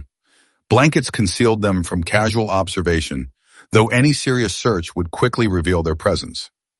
"Gracias, Maria," Eleanor said, embracing the older woman. "I won't forget this." "Find the men who took my Alejandro," Maria replied fiercely. "This is all the thanks I need." As the wagon rumbled out of Tucson in the pre-dawn darkness, Mason and Eleanor huddled in their hiding place, the documents secure in a waterproof pouch between them. The journey to Phoenix would take nearly 2 days.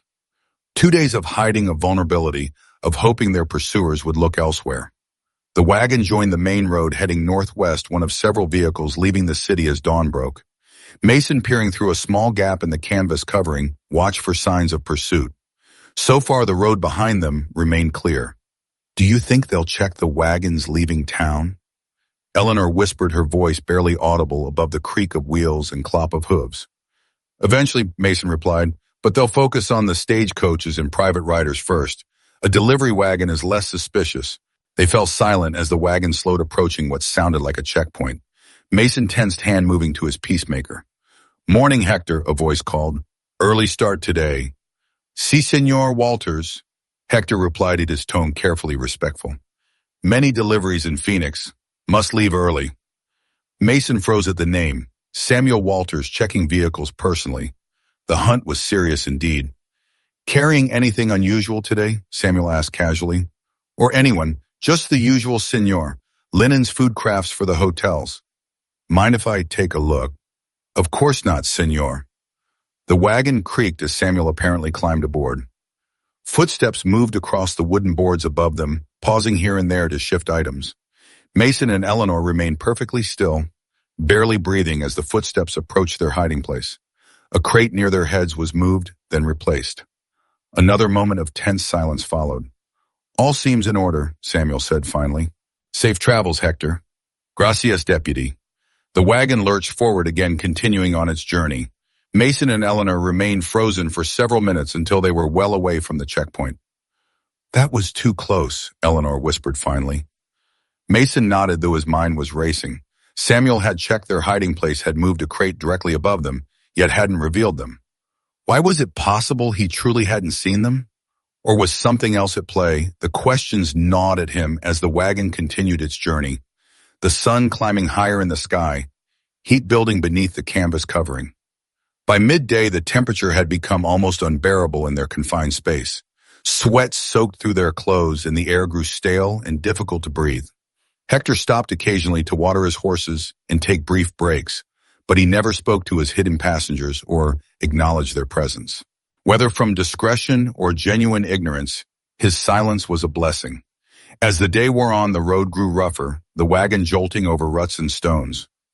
Eleanor, still recovering from her injuries, struggled to find a comfortable position in the cramped space. Mason noticed her discomfort, but could offer little help beyond sharing his water canteen. Tell me about the ranch, she said during one particularly monotonous stretch, her voice low to avoid being overheard by Hector. Mason glanced at her, surprised by the request. Not much to tell. 100 acres, most of it scrubland, small herd of cattle, vegetable garden that never quite thrives. But you chose it specifically, Eleanor pressed. That location, that piece of land. Why? Mason hesitated, unaccustomed to sharing personal details. But the long journey and shared danger had created a strange intimacy between them. Elizabeth loved the view, he said finally. The way the mountains catch the light at sunset.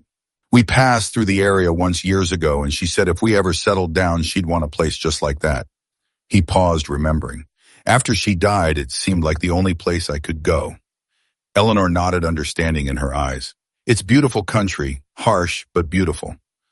Like most worthwhile things, Mason agreed. They lapsed into silence again, each lost in private thoughts. The wagon continued northwest, the terrain gradually changing from desert to scattered woodland as they gained elevation. By nightfall, they had reached a small way station, little more than a stable, a well, and a simple adobe building where travelers could find basic meals and shelter. Hector parked his wagon in the stable area, and once he was sure no one was watching, helped Mason and Eleanor emerge from their hiding place. You sleep in wagon tonight, he told them in broken English. More safe, I bring food. And they thanked him, grateful for his continued assistance despite his limited understanding of their situation. True to his word, Hector returned later with a simple meal of beans, tortillas, and coffee, along with news from the way station. Men on horseback passed through earlier, he reported, concern evident in his weathered face. Ask questions about man and woman traveling together. Offer money for information. Mason and Eleanor exchanged worried glances. Their pursuers were casting a wide net, likely checking all routes between Tucson and Phoenix. Did anyone at the station talk to them? Mason asked. Hector shrugged. Station keeper is friend to Maria. He say nothing, but others. He spread his hands in a gesture of uncertainty. We should move on, Mason decided. Tonight under cover of darkness. It's too risky to wait until morning. Eleanor nodded in agreement. How much farther to Phoenix?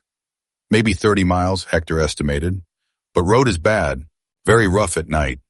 We've handled worse, Mason assured him. If you're willing to continue, we'd be grateful. Hector considered the request then nodded. For Maria, I do this, but you must hide better now. Men will be looking more carefully. They rearranged the wagon's contents, creating a more secure hiding place beneath false bottoms in two large crates. It was even more cramped than before, but offered better concealment should they be stopped and searched again. Under the cover of darkness, Hector's wagon slipped away from the way station, taking a less traveled route toward Phoenix. The road was indeed rough, every jolt and bump magnified in their confined space. But the alternative, waiting for Samuel and his men to find them, was far worse. They traveled through the night, stopping only briefly to rest the horses. Dawn found them still some distance from Phoenix, but in the foothills rather than the open desert where trees and rock formations offered better cover. Hector pulled the wagon into a secluded grove beside a small stream well off the main road. Rest here, he advised. Too dangerous to enter Phoenix in daylight. Wait until dark. Mason agreed with the assessment. They emerged from their hiding places, stiff and sore from the long confinement. Eleanor winced as she stretched her injuries, clearly paining her despite her attempts to hide it. Let me check those bandages, Mason said, noticing a fresh blood stain on her sleeve where the wire cuts had reopened. While Hector tended to his horses, Mason helped Eleanor clean and rebandage her wounds. The injuries were healing, but slowly, and the rough journey hadn't helped. We're close, Eleanor said as Mason worked, her voice tight with pain but determined. By this time tomorrow, the evidence will be in Judge Monroe's hands. This will all be worth it. Mason nodded, though doubt nagged at him. Even with the evidence, bringing down someone as powerful as Judge Prescott wouldn't be easy. And there was still the matter of Samuel Walters, his betrayal, his connection to RKD, his role in Elizabeth's death.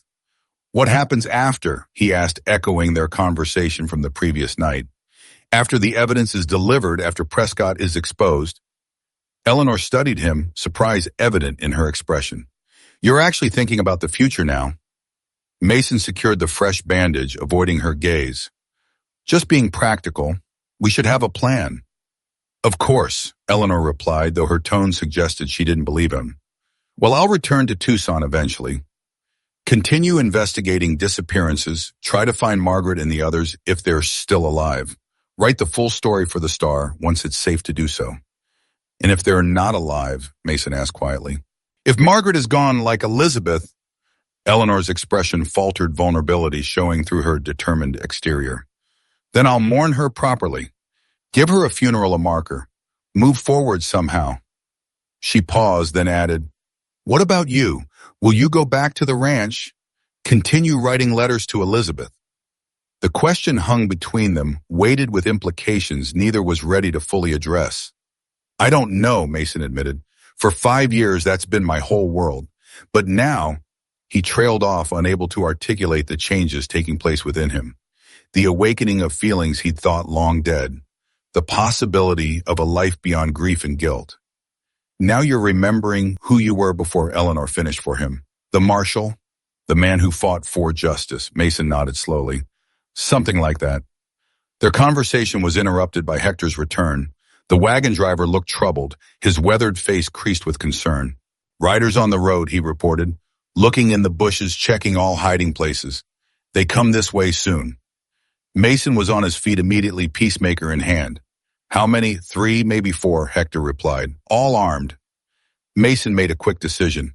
Miss Reed, you and Hector continue to Phoenix with the evidence. I'll create a diversion, lead them away. Absolutely not, Eleanor protested. We stay together. The evidence is what matters, Mason insisted. Getting it to Judge Monroe. I can buy you time, make sure you get through. Eleanor stood facing him with fierce determination. And what happens to you? You think I'll just leave you to face them alone after everything we've been through? Mason met her gaze steadily. This isn't up for debate. Those documents are the key to bringing down Prescott and RKD. To justice for Elizabeth, for Margaret, for all the others. That has to come first. And if you're killed, Eleanor challenged, if Samuel Walters puts a bullet in your back, what justice is there in that? Better me than you, Mason replied simply. Eleanor opened her mouth to argue further, but Hector interrupted urgently. They come, no time for argument. The sound of approaching horses confirmed his warning. Mason made a swift calculation. They couldn't outrun mounted pursuers in the laden wagon, and hiding was no longer an option. Their only chance was to split up to divide their hunter's attention. "Take this," he said, pressing the waterproof pouch containing the documents into Eleanor's hands. "Head for Phoenix on foot through the woods. Stay off the roads. Find Judge Monroe. His office is on Washington Street near the courthouse." Eleanor clutched the pouch, conflict evident in her expression. "Mason, please." "I'll find you," he promised. "In Phoenix, at the courthouse. Just get those documents to Monroe." Before she could protest further, Mason turned to Hector. "Can you create a distraction? Drive your wagon back toward the road. Make it look like you're trying to escape." Hector nodded, determination replacing fear on his weathered face. "See, I can do this. They follow wagon, you escape through trees." "They'll catch you," Eleanor objected. "I tell them I know nothing," Hector said with a shrug. "Just driver. They find nothing, they let me go." It was a risk, but their options were dwindling by the second. The riders were close now, their voices carrying through the trees as they called to each other, coordinating their search. "Go," Mason urged Eleanor, "now, while they're still on the road." Eleanor hesitated a moment longer, then stepped forward, suddenly pressing a swift, fierce kiss to Mason's cheek. "Don't you dare die," she whispered fiercely. "I'll never forgive you if you do." Before Mason could respond, she was gone, slipping into the trees with the documents clutched to her chest. Hector moved to his wagon, preparing to create the diversion that would hopefully allow both Eleanor and Mason to escape. As the sound of hoofbeats grew louder, Mason positioned himself behind a large boulder. Peacemaker ready. He'd faced worse odds in his years as a marshal. And this time he had something worth fighting for, not just vengeance for Elizabeth, but a future that, for the first time in 5 years, seemed possible. Whatever came next, Mason Hayes was no longer just surviving. He was at last alive again. The forest fell silent as Eleanor disappeared among the trees. For a heartbeat, all Mason could hear was the pounding of his own blood in his ears, the quiet before the storm.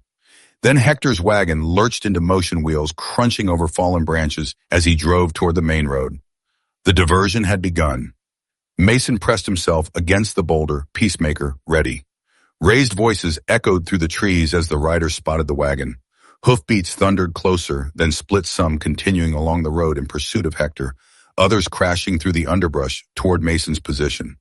He held his breath, counting. 2 riders had followed Hector. That left 2, maybe 3, coming his way.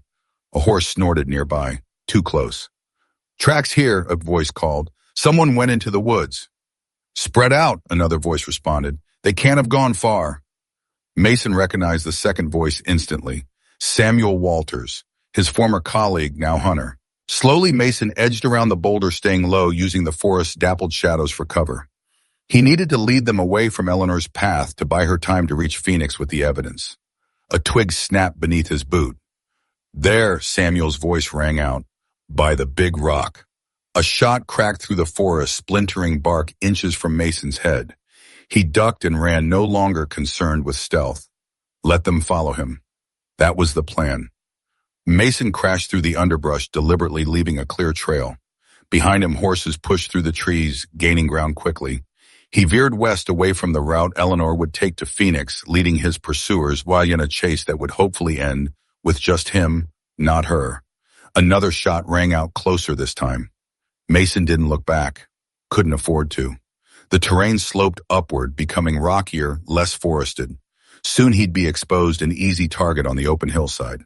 He spotted a narrow ravine cutting across his path, a dry creek bed, steep-sided and deep enough to provide cover. Mason slid down the embankment, sending a shower of loose stones ahead of him. The ravine offered a chance at least to set up an ambush rather than be caught in one. The sound of horses slowed as his pursuers approached the ravine cautiously. Mason pressed himself against the dirt wall, controlling his breathing, listening. "He went down there," an unfamiliar voice said, "like a rabbit into a hole." "It's Hayes, all right," Samuel responded. "I'd know that run anywhere. Bastard always did prefer to flee rather than face consequences." The words stung, but Mason held his position. Let Samuel think what he wanted. It didn't matter now. "So we going after him?" the first voice asked.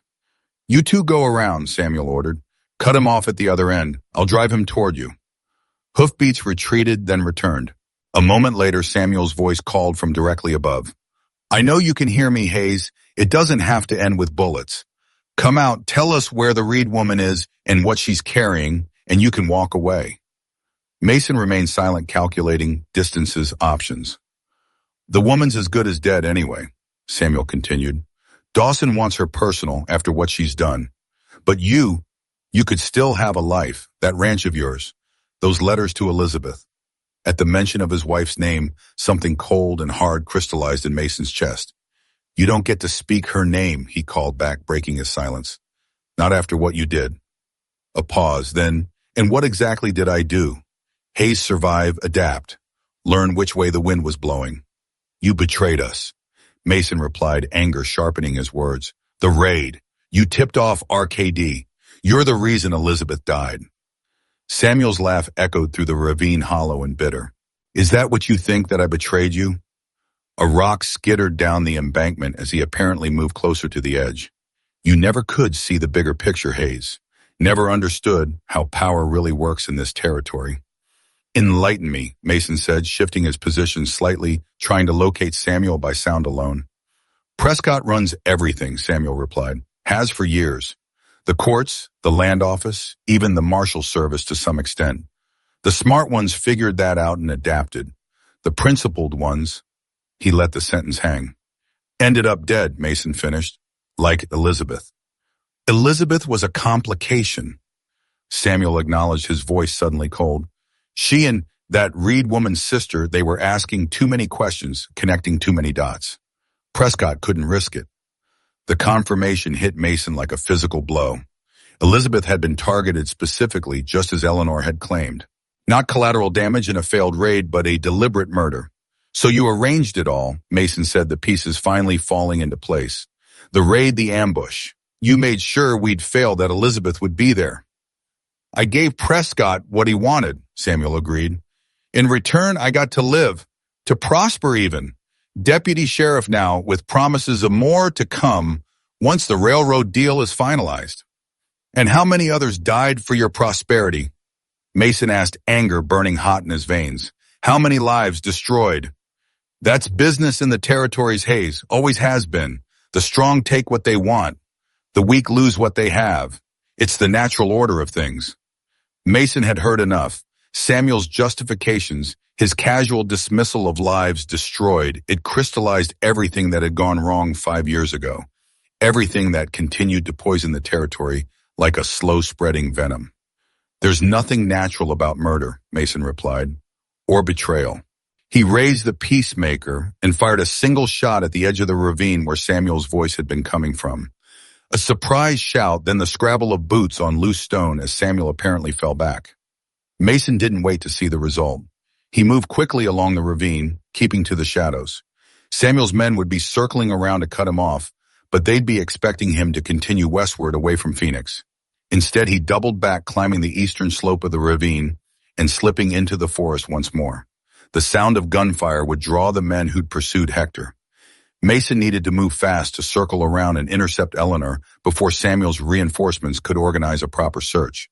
As he made his way through the forest, Mason's mind churned with Samuel's revelations. Elizabeth had been murdered because of what she knew, because she and Margaret Reed had been investigating Prescott's connection to the injured women at the hospital, because they'd been brave enough to ask questions when others looked away. The knowledge fueled Mason's determination. Getting Eleanor and the evidence to Judge Monroe wasn't just about justice anymore. It was about honoring Elizabeth's courage, completing the work she'd begun. The forest thinned as Mason moved eastward, giving way to scattered juniper and scrub oak.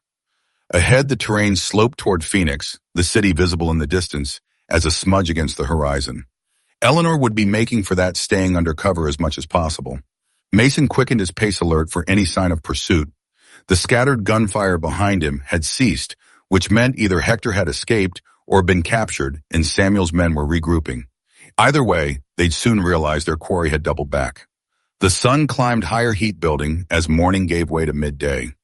Mason's water was running low, but he pushed on, searching for any sign of Eleanor's passage. She was injured, moving on foot through unfamiliar terrain. He should be able to overtake her before she reached the outskirts of Phoenix. A flash of movement caught his eye, a disturbance in the brush about 50 yards ahead. Mason froze Peacemaker ready, watching. It could be Eleanor, but it could just as easily be one of Samuel's men, or even an animal. The brush moved again, and a figure emerged, Eleanor moving with determined strides despite her obvious exhaustion. Relief flooded through Mason at the sight of her alive and still in possession of the documents. He stepped out from his cover, raising a hand in greeting. "Miss Reed." Eleanor spun toward his, voice tension visible in every line of her body until she recognized him. Relief transformed her face, followed swiftly by concern. "Mason, are you hurt? I heard gunfire." "I'm fine," he assured her, closing the distance between them. "Samuel and his men followed me west. It gave me a chance to circle back." Eleanor studied his face as if confirming for herself that he was truly unharmed. "And Hector?" "I don't know," Mason admitted. "He created the diversion as planned. After that," he shook his head. "We can only hope he got away clean." Eleanor nodded, understanding the sacrifice the wagon driver had made for them. "We should keep moving. Phoenix is still miles away, and they'll realize they've been tricked soon enough." As they continued eastward, Mason recounted his confrontation with Samuel, the revelations about Elizabeth's death, and Prescott's involvement. Eleanor listened in grim silence, the confirmation of her theories, bringing no joy, only renewed determination. "So, it's true," she said when he finished. "Elizabeth and Margaret were investigating Prescott together. They were targeted specifically because of what they knew." "Yes," Mason confirmed. "Samuel, as much as admitted it, said Elizabeth was a complication that Prescott couldn't risk." Eleanor's expression hardened. "Then these documents aren't just evidence of corruption. They're a tribute to your wife and my sister. Proof that what they discovered was real and worth dying for." The perspective struck Mason deeply. For 5 years, he'd seen Elizabeth's death as a tragedy born of his failure. Now he could see it differently, as a consequence of her courage, her refusal to look away from injustice. It didn't lessen the loss, but it changed its meaning in ways that made the burden somehow more bearable. They walked in silence for a time, conserving energy and water as the sun beat down relentlessly. The terrain gradually flattened as they approached the outskirts of Phoenix farms and small homesteads appearing in the distance. "We'll need to be careful entering the city," Mason said as they paused in the shade of a large mesquite tree. "Samuel will have telegraphed ahead. There may be men watching for us." Eleanor nodded, wiping sweat from her brow with a dusty sleeve. "Judge Monroe's office is on Washington Street near the courthouse. If we can get there undetected, we'll be under his protection." "That's a big if," Mason observed grimly. "Phoenix isn't Tucson. There are fewer places to hide, fewer allies to call on." "We've come too far to fail now," Eleanor said, determination evident in her voice despite her obvious exhaustion. "We'll find a way." Mason studied her, noting the pallor beneath her sunburn, the way she favored her injured wrist. She was pushing herself beyond endurance, driven by a commitment to justice that matched his own newfound resolve. "Rest here a moment longer," he said. "I'll scout ahead, find us a safe route into the city." Eleanor nodded gratefully, sinking back against the trunk of the mesquite. Mason left her with his remaining water and moved forward, cautiously staying low and using what cover the scattered vegetation provided. From a rise about a quarter-mile ahead, he could see Phoenix more clearly, a dusty frontier town spreading out along the Salt River. Unlike Tucson with its maze of narrow streets and adobe buildings, Phoenix was newer, more organized, its streets laid out in a grid pattern that offered little concealment for fugitives. Movement at the southern edge of town caught Mason's eye. Riders, several of them spreading out along the approaches to the city. Samuel's telegram had indeed preceded them. The net was closing. Mason returned to Eleanor, who had managed to doze briefly in his absence. She woke at his approach, instantly alert. "They're watching the approaches to the city," he reported. "At least 6 men that I could see, probably more that I couldn't. We won't be able to walk in unnoticed." Eleanor's face fell, but only momentarily. "Then we don't walk in," she said, determination replacing disappointment. "We ride in." "With what horses?" Mason asked, skepticism evident in his voice. Eleanor pointed to a small farm visible about half a mile to the east. "We buy them or borrow them if necessary." Mason considered the suggestion. It was risky approaching the farm might expose them, and there was no guarantee the farmer would be willing to part with horses, especially to strangers in their condition. But the alternative, trying to slip past Samuel's men on foot, seemed even more unlikely to succeed. "Worth a try," he conceded, But let me approach alone. You're in no condition to run if things go wrong. Eleanor started to protest, then winced as she tried to stand her injuries and exhaustion finally catching up to her. Fine, she agreed reluctantly, but take the documents. If something happens to you, I can still try to reach Judge Monroe. The trust implicit in her offer touched Mason deeply. He accepted the waterproof pouch, tucking it securely inside his shirt. I'll be back as soon as I can. Stay hidden. Mason approached the farm cautiously alert for any sign of danger. It was a modest homestead, a small adobe house, a well-kept barn fields of corn and beans stretching toward the river. A thin spiral of smoke rose from the chimney, suggesting someone was home. As he neared the house, a dog began to bark, announcing his presence. Mason slowed his approach, keeping his hands visible as the door opened, and a man stepped out, shotgun in hand. "That's far enough, stranger," the man called. He was older, perhaps 60, with a weathered face and the calloused hands of someone who'd worked the land all his life. "State your business." "Need to buy a horse," Mason replied simply. "Maybe two if you have them to spare. I can pay." The farmer studied him suspiciously. "You look like you've been through a war, mister, and there's men riding the perimeter of the city looking for someone. Wouldn't happen to be you, would it?" Mason considered lying, then decided against it. This man had likely lived in the territory long enough to recognize a fugitive when he saw one. "It might be," he acknowledged, "but not for the reasons they'd tell you." The farmer's expression remained guarded, but he lowered the shotgun slightly. "And what reasons would those be?" "My companion and I have evidence of corruption against Judge Prescott of Tucson," Mason said, deciding that honesty was his best chance. "Evidence that could stop the railroad land grab that's been destroying farms like yours across the territory."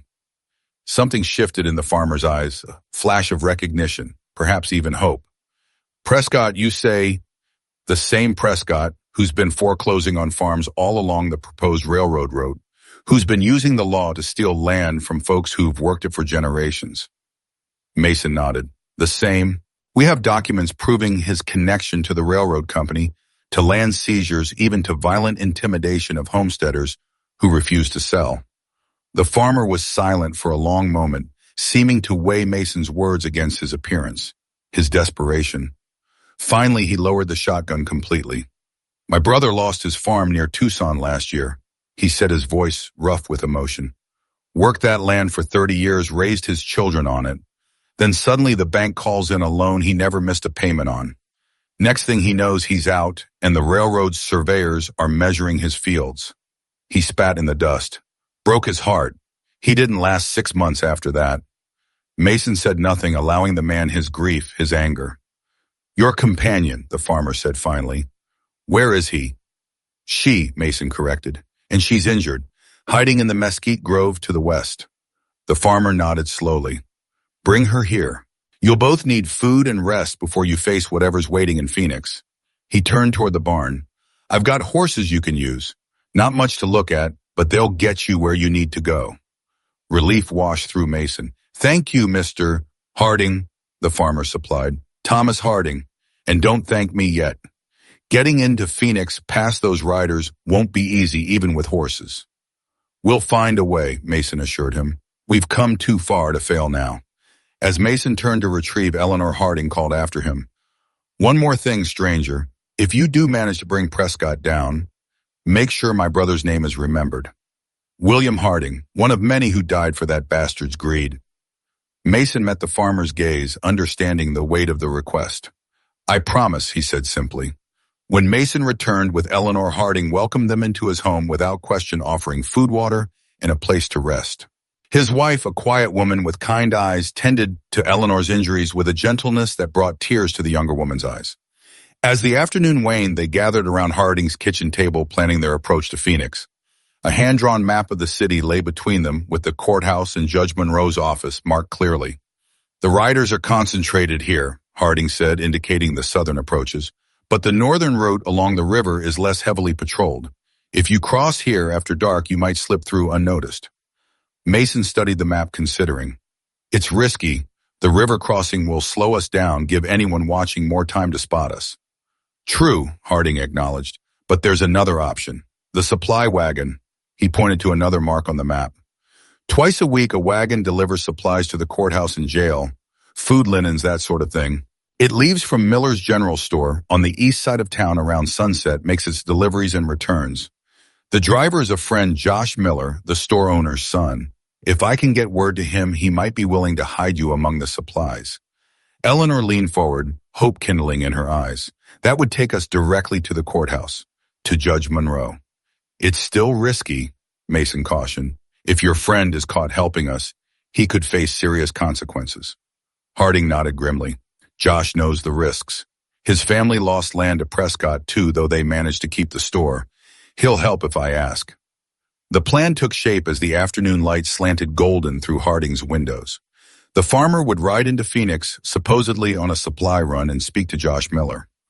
If Miller agreed, he would collect Mason and Eleanor on his way to the courthouse that evening. If not, they would attempt the river crossing as a backup plan. As Harding prepared to leave, Mason pulled him aside. I can't thank you enough for this, he said quietly. You're risking a lot for strangers. The farmer's weathered face creased in a grim smile. Not for strangers, for justice. For my brother and all the others Prescott has destroyed. He clasped Mason's shoulder firmly. Just make sure those documents reach Judge Monroe. Make sure this ends. Mason nodded, the weight of responsibility settling over him. It will end, he promised, one way or another. After Harding departed, Mason and Eleanor rested, gathering strength for the night ahead. The farmer's wife, Martha, provided clean clothes and a quiet place for Eleanor to sleep, while Mason kept watch from the porch, alert for any sign of approaching riders. As the sun began its descent toward the western horizon, casting long shadows across Harding's fields, Mason found himself thinking of Elizabeth. Not with the usual ache of loss, but with a sense of continuity of purpose. She had begun this fight 5 years ago, investigating Prescott's connection to the injured women at the hospital. Now he would finish, it would bring to light the corruption she'd glimpsed, would ensure justice for her murder. It felt right somehow, a closing of a circle that had remained painfully open for too long. The sound of hoofbeats roused Mason from his thoughts. He tensed, hand moving to the peacemaker, but relaxed as he recognized Harding returning alone at a steady pace that suggested neither pursuit nor failure. The farmer dismounted wearily, leading his horse to the water trough before approaching the porch. Miller will help, he reported without preamble. He'll be passing by the north field in 2 hours on his way to the courthouse. You and the lady need to be waiting by the cottonwood at the fence line. He'll stop long enough for you to climb aboard no longer. Relief washed through Mason. And the city. Any sign of trouble? Harding's expression darkened. Phoenix is crawling with Prescott's men. They're checking everyone entering or leaving, especially near the courthouse. Miller says Judge Monroe has scheduled a special hearing for tomorrow morning, something about the Railroad Land Commission vote. Mason and Eleanor exchanged glances. The timing couldn't be coincidence. Monroe must have suspicions about Prescott, already suspicions that Eleanor's evidence would confirm. We need to get these documents to him tonight, Eleanor said urgently. Before the hearing, before the vote. Harding nodded. Miller will get you as close as he can. After that, you're on your own. As dusk settled over the farm, Mason and Eleanor prepared for departure. Martha Harding packed them food for the journey, while her husband offered Mason an old revolver to supplement the peacemaker. Just in case, the farmer said simply. Eleanor had regained some color after her rest, though she still moved with the careful deliberation of someone managing significant pain. The documents remained secure in the waterproof pouch now hidden beneath her borrowed clothes. If something happens to me, she told Mason as they made final preparations, promise you'll get these to Judge Monroe, not just for Elizabeth and Margaret, but for all the others, the Hardings, Maria's son, everyone Prescott has harmed. Mason met her gaze steadily. Nothing's going to happen to you, he assured her. We're going to finish this. Together. The conviction in his voice surprised even him. Somewhere in the past few days, amid the danger and revelations, Mason Hayes had rediscovered a part of himself he'd thought lost forever, the part that believed in justice and right and wrong, in standing against corruption, whatever the cost. Elizabeth would have recognized that part of him, would have been proud to see it return. They said their goodbyes to the Hardings as night fell, expressions of gratitude that felt inadequate against the risks the couple had taken in sheltering them. Then, guided only by starlight and the farmer's directions, Mason and Eleanor made their way to the north field, to the cottonwood tree that marked their rendezvous point with Miller's wagon. They settled in to wait silent in the darkness, each lost in private thoughts as the night deepened around them. The documents that could bring down Judge Prescott rested between them, physical proof of corruption that had cost so many lives, destroyed so many futures. "Do you ever think about what comes after?" Eleanor asked suddenly, her voice barely above a whisper in the darkness. "After justice, I mean." Mason considered the question. For 5 years, justice had seemed a distant, impossible dream. Now, with it potentially within reach, the question of what might follow had begun to take shape in his mind. "Sometimes," he admitted, "more lately than before." Eleanor shifted beside him, her face pale in the starlight. "And what do you see when you think about after?" Mason was silent for a long moment. What did he see? A return to the ranch, to solitude and memories, or something else? Something new, not to replace what he'd lost, but to honor it by living fully again. "I see possibilities," he said finally. "A future not defined by the past, but informed by it. And I see..." He hesitated, then continued more softly. "I see life misread, something I haven't truly lived in 5 years." Eleanor's hand found his in the darkness, a brief warm pressure that conveyed understanding without words. "Call me Eleanor," she said simply. "After everything we've been through, I think we've earned the right to first names." Mason nodded, a small smile touching his lips. "Eleanor, then." They lapsed into comfortable silence once more, the tension of the past days easing slightly in this moment of connection. Whatever came next, success or failure, justice or continued corruption, they would face it together, bound by a shared purpose that had somehow, against all odds, become something more. The distant rumble of wagon wheels broke the silence. Mason tensed, alert, as the sound grew closer. A lantern appeared on the road, swinging gently with the motion of the wagon. "That's our ride," he murmured, helping Eleanor to her feet. "Ready." She nodded, determination replacing weariness in her expression. "Ready." They moved toward the road, staying low and watchful. The wagon approached at a steady pace, driven by a young man with a serious face and alert eyes. He slowed as he neared the cottonwoods, scanning the darkness. "Miller," Mason called softly. The young man nodded. "Harding sent me. You the ones with evidence against Prescott?" "We are," Eleanor confirmed. Miller gestured to the back of the wagon. "Under the tarp. Make it quick. We're already running late, and that'll draw attention we don't need." Mason helped Eleanor into the wagon, then climbed aboard himself. The cargo area was filled with crates and barrel supplies for the courthouse and jail, as Harding had described. A large tarp covered one section, creating a space just large enough for 2 people to hide uncomfortably. "Stay quiet no matter what happens," Miller instructed as they settled beneath the tarp. "I'll get you as close to Judge Monroe's office as I can, but the final approach will be up to you." With that, he returned to the driver's seat, and the wagon lurched forward once more. Mason and Eleanor huddled in the darkness, pressed close, by necessity, the documents secure between them. The journey into Phoenix seemed to take hours, though in reality, it couldn't have been more than 40 minutes. The wagon slowed frequently as they entered the city proper, each pause sending a spike of tension through Mason. Were they being stopped, searched, but each time the wagon continued on after a brief delay. Miller was known to the guards, his deliveries routine and expected. It was their best chance of getting close to Judge Monroe undetected. Finally, the wagon came to a complete stop. Low voices murmured outside, Miller speaking to someone, his tone casual but respectful. "Evening, Deputy," they heard him say. "Just the usual delivery for the courthouse and jail. Judge Monroe's working late again, I hear." "That he is," another voice replied. "Special hearing tomorrow got everyone burning the midnight oil. Go on through, but make it quick. We're on high alert tonight." "Trouble?" Miller asked, his tone deliberately disinterested. "Just some fugitives from Tucson," the deputy replied. "Dangerous types. Killed a man, I heard. You see anything suspicious on your way in, you report it immediately, you hear?" "Yes, sir," Miller assured him, though all I saw were coyotes and jackrabbits. The wagon lurched forward again, rolling to a stop a few minutes later. Footsteps approached, and the tarp was pulled back slightly. "We're at the courthouse delivery entrance," Miller whispered. "Judge Monroe's office is on the second floor east wing. There's a guard at the main entrance, but the service stairs should be clear. This is as far as I can take you." Mason nodded, clasping the young man's hand briefly. "Thank you. What you've done tonight, it matters." Miller's serious face softened slightly. My father always said there are moments when a man has to choose what kind of world he wants to live in. This is mine.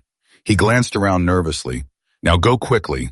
I'll create a distraction at the main entrance in 5 minutes. Should draw the guard away long enough for you to slip inside. With that, he was gone, returning to the driver's seat. Mason and Eleanor emerged cautiously from their hiding place, finding themselves in a small courtyard behind the courthouse. The service entrance stood a few yards away, a plain wooden door barely visible in the darkness. 5 minutes, Mason whispered, checking the peacemaker. Then we move. Eleanor nodded her hand, going to the documents hidden beneath her clothes. So close now. After all they'd endured, all they'd risked, Judge Monroe and justice were just 1 floor away. The minutes crawled by, tension building with each passing second. Finally, a commotion erupted at the front of the courthouse, shouting the sound of something heavy falling. Miller's voice raised in apparent distress. Now, Mason said, moving swiftly toward the service door. It opened with a soft creak, revealing a narrow staircase used by cleaning staff and delivery personnel. They ascended quickly, Eleanor wincing with each step, but refusing to slow their pace. At the top, another door led to a dimly lit hallway, the east wing of the courthouse where Judge Monroe's office would be located. Mason eased the door open, checking for guards or late working staff. The hallway was empty, doors closed along its length. A brass plaque on one door halfway down read, Judge Henry Monroe, District Court. Light showed beneath the door. The judge was indeed working late, as Miller had said. Mason and Eleanor approached, cautiously alert for any sound of approaching footsteps. Outside the judge's office, Mason paused, turning to Eleanor. Are you ready for this? She nodded, resolve evident in her expression, despite her exhaustion and pain. More than ready. Mason knocked softly on the door. A moment of silence, then a deep voice called, Enter. They stepped into a spacious office lined with law books. Behind a massive oak desk sat Judge Henry Monroe, a tall, austere man in his 60s with silver hair and penetrating gray eyes. Those eyes widened in surprise as he took in the disheveled, travel-worn pair before him. What is the meaning of this? He demanded, rising from his chair. Who are you and how did you get past the guard? My name is Eleanor Reed, Eleanor said, stepping forward. I'm a reporter for the Tucson Star. And this is Mason Hayes, former U.S. Marshal. She reached into her clothing, withdrawing the waterproof pouch. We've come with evidence of corruption against Judge Calvin Prescott of Tucson, evidence related to the Railroad Land Commission vote scheduled for tomorrow. Monroe's expression shifted from outrage to cautious interest. Evidence? What sort of evidence? Documents proving Prescott is the majority shareholder in Arizona Central Railroad Development Corporation, Mason explained. Proving he's been orchestrating land seizures along the proposed route using both legal mechanisms and criminal intimidation through a gang known as RKD. Monroe's eyebrows rose. These are serious accusations against a sitting judge. With serious evidence to support them, Eleanor countered, placing the pouch on his desk. Land deeds, corporate records, financial transactions, witness testimonies. 5 years of investigation, Your Honor. Monroe studied them both for a long moment, his expression unreadable. Then he reached for the pouch. You realize that if these accusations prove false, you could both face charges of slander, perhaps worse. They're not false, Mason said with quiet confidence. Prescott's corruption cost my wife her life 5 years ago, cost Miss Reed's sister hers as well. We didn't risk everything to bring you lies, Your Honor. Something in Mason's tone, the certainty, the barely contained grief, seemed to convince the judge. He opened the pouch, spreading the documents across his desk. For long minutes, the only sound in the office was the rustle of papers as Monroe examined the evidence. His expression grew increasingly grim as he read, occasionally making notes on a pad beside him. Finally, he looked up, decision evident in his stern features. This is indeed troubling evidence. If verified, and I assure you it will be thoroughly examined, it would not only disqualify Judge Prescott from any role in the Land Commission vote, but likely lead to criminal charges. He fixed them both with a penetrating gaze. You understand that bringing this forward puts you in considerable danger. Eleanor nodded. We've been living with that danger since Tucson, Your Honor. Men have already died because of these documents. Then you'll need protection, Monroe decided.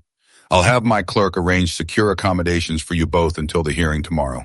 Your testimony combined with these documents should be sufficient to at least postpone the vote pending a full investigation. Relief washed through Mason, not complete victory, but a critical first step. The corruption that had claimed Elizabeth's life would be exposed, examined in the light of justice, rather than hidden in shadows. Monroe moved to a speaking tube on the wall, presumably to summon his clerk. But before he could speak into it, the office door burst open. Samuel Walters stood in the doorway, revolver drawn, two armed men flanking him. "I'll take those documents, Judge," he said, his voice hard, "and these fugitives as well." Monroe drew himself up to his full height, outrage evident in his bearing. "Deputy Walters, this is my chambers. You have no authority to barge in here with drawn weapons. Lower your gun immediately." Samuel's smile was cold. "With respect, Your Honor, I have every authority. These individuals are wanted for murder in Tucson. As for the documents," his gaze shifted to the papers spread across Monroe's desk. "Those are stolen property evidence in an ongoing investigation." "The only investigation these documents pertain to is mine," Monroe replied firmly. "And as of this moment, I am ordering you to stand down, Deputy. Whatever jurisdiction you believe you have does not extend to my courtroom or my chambers." For a moment, tension crackled in the air as Samuel weighed his options. Then slowly he lowered his weapon, though he didn't holster it. "At least hear what they're accused of, Your Honor," he said, his tone more conciliatory. "Eleanor Reed is suspected of breaking into official records in Tucson. Hayes here killed a man outside his ranch, then fled rather than face questioning. They've been running from the law for days." Monroe's gaze shifted to Mason and Eleanor, questioning. "The man at the ranch was trying to kill me," Mason said evenly. "Self-defense, pure and simple. As for running," he gestured to Samuel, "when the law is corrupted, sometimes running is the only way to reach true justice." "And the records?" Monroe asked Eleanor. "My own research files," she replied, "removed from my desk at the newspaper where I legally stored them." Monroe considered their responses, then turned back to Samuel. "It seems we have conflicting accounts, Deputy. Fortunately, this is a courthouse where such matters can be properly adjudicated." He moved to his desk, gathering the documents into a neat pile. "I will take custody of these materials pending tomorrow's hearing. You may present your case against Mr. Hayes and Miss Reed at that time with proper warrants and evidence." Samuel's expression darkened. "These fugitives are dangerous, Your Honor. They should be remanded to custody immediately." "They will remain under my protection until the hearing," Monroe countered firmly. "Unless you wish to explain to the territorial governor why you forcibly removed material witnesses from a federal judge's chambers. It was a standoff judicial authority against corrupted law enforcement." For a long moment, Samuel remained frozen, calculation evident in his eyes. Then abruptly he stepped back. "As you wish, Your Honor," he said, his tone falsely deferential. "We'll see everyone at tomorrow's hearing." His gaze shifted to Mason, cold and promising. "All of us." With that, he and his men withdrew, the door closing behind them with ominous finality. Monroe released a slow breath. "That man has no intention of waiting for the hearing," he observed grimly. "He'll be back with more men and perhaps a more convincing story." "Then we need to secure the documents somewhere safe," Mason suggested. "Somewhere even Walters wouldn't dare breach." Monroe nodded thoughtfully. "My judicial safe in the courthouse vault. Even with Prescott's influence, Walters wouldn't risk breaking into that. It would end any pretense of legitimate law enforcement." He gathered the documents, returning them to the waterproof pouch. "I'll place these there personally. As for you two, we'll need to remain hidden until the hearing," Eleanor finished for him. "Somewhere Walters won't think to look." "My clerk's residence," Monroe decided. "It's here on the courthouse grounds in the East Annex. Walters knows Simmons is a bachelor who lives alone. He won't expect to find you there." It was a temporary solution at best, but it would have to suffice. With the documents secure and the hearing less than 12 hours away, they needed only to survive the night to see justice done. Monroe escorted them personally to the clerk's residence, a modest apartment in the courthouse annex, accessible through a private entrance that bypassed the main building. Simmons, a thin, nervous man with wire-rimmed spectacles, accepted the judge's explanation with surprised compliance, offering his spare room without question. "I'll return at dawn to escort you to the hearing chamber," Monroe promised as he prepared to leave. "Try to rest. Tomorrow will be eventful." After the judge's departure, Simmons showed them to a small but clean bedroom, apologizing for the limited space. I don't often have guests, he explained, a slight flush coloring his pale cheeks. But please make yourselves comfortable. There's water for washing, and I can prepare some food if you're hungry. Eleanor thanked him with genuine warmth, the first true kindness they'd encountered since leaving the Hardings farm. Mason remained vigilant, checking windows and exits, positioning himself where he could observe the courtyard outside. Samuel wouldn't give up easily, not with so much at stake. And Mason had known the man long enough to recognize the look in his eyes when he'd left Monroe's office, the look of someone calculating odds, weighing risks against rewards. He'll come tonight, Mason said quietly after Simmons had retired to his own room. Samuel, he can't afford to wait for the hearing. Eleanor nodded, unsurprised. What do we do? Be ready, Mason replied simply, and trust that Judge Monroe's authority will hold long enough for morning to arrive. They settled in to wait, too tense for true rest despite their exhaustion. Eleanor sat on the edge of the narrow bed, rubbing her injured wrist absently, while Mason maintained his position by the window, peacemaker ready. Tell me about the ranch, Eleanor said, suddenly breaking the tense silence. What you'll do when you return. After all this is over. Mason glanced at her, understanding the request for what it was, a distraction, a moment of normalcy amid the danger. But also perhaps a way of looking forward, of acknowledging that there would be an after to this long journey. The garden needs attention, he said, allowing himself to envision it. Elizabeth's garden. I've maintained it, but not with the care she would have given it. And the south fence needs replacing. The creek floods every spring, weakens the posts. Sounds like a lot of work for one person. Eleanor observed, her tone carefully neutral. Mason was silent for a moment, considering. Yes, he acknowledged finally. It is. The implication hung between them, unspoken but present. A possibility, a future neither had been ready to articulate, but which had been taking shape in the quiet moments of their journey together. Before either could speak further, a sound from the courtyard drew Mason's attention. Movement in the shadows, figures approaching the annex with deliberate stealth. They're here, he said quietly, moving away from the window. At least 4 of them coming from the east. Eleanor rose immediately, tension replacing the momentary softness of their conversation. Simmons, we should warn him. Mason nodded, moving to the clerk's bedroom door and knocking softly. Simmons appeared almost instantly, as if he'd been waiting sleeplessly for just such a summons. Men outside, Mason explained tersely. Here for us, most likely. Is there another way out? A back entrance? Simmons nodded, his thin face pale but composed. Through the kitchen. It leads to a service alley, then to the street beyond. Good, Mason said. Go now, find Judge Monroe. Tell him Samuel Walters has come for his witnesses. But Simmons shook his head. I can't leave the judicial annex undefended. It's my responsibility as court clerk. This isn't your fight, Eleanor protested. Perhaps not. Simmons acknowledged a surprising firmness entering his voice. But it is my duty. The sanctity of the court must be preserved, especially against those who would corrupt it. He moved to a cabinet, withdrawing a shotgun. This way, please. I'll show you the back exit then. Delay our visitors.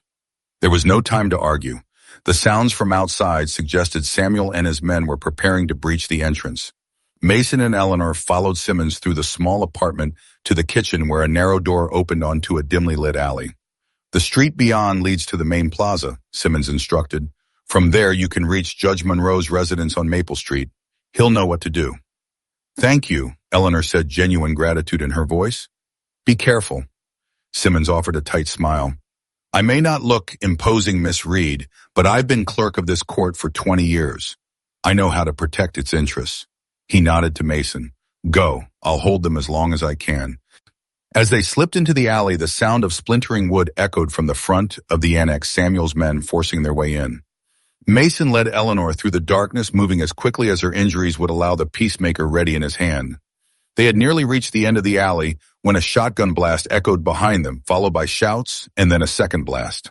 Simmons making good on his promise to delay their pursuers. Keep moving, Mason urged, as Eleanor hesitated, looking back toward the annex. We can't help him now. They emerged onto a quiet street, the main plaza visible a block ahead and illuminated by gas lamps that cast pools of yellow light on the dusty ground. Phoenix slept unaware of the corruption and violence playing out in its courthouse. As they hurried toward the plaza, a figure stepped from the shadows, blocking their path. Samuel Walters, revolver in hand, his expression cold in the dim light. Hayes, he said almost conversationally. Always running. Some things never change.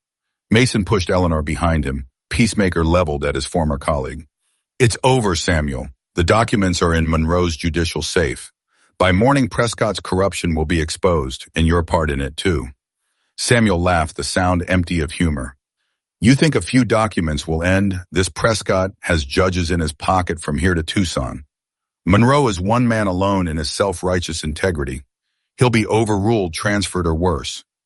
Not this time, Mason replied steadily. Too many people know us now. The Hardings, Miller, Simmons.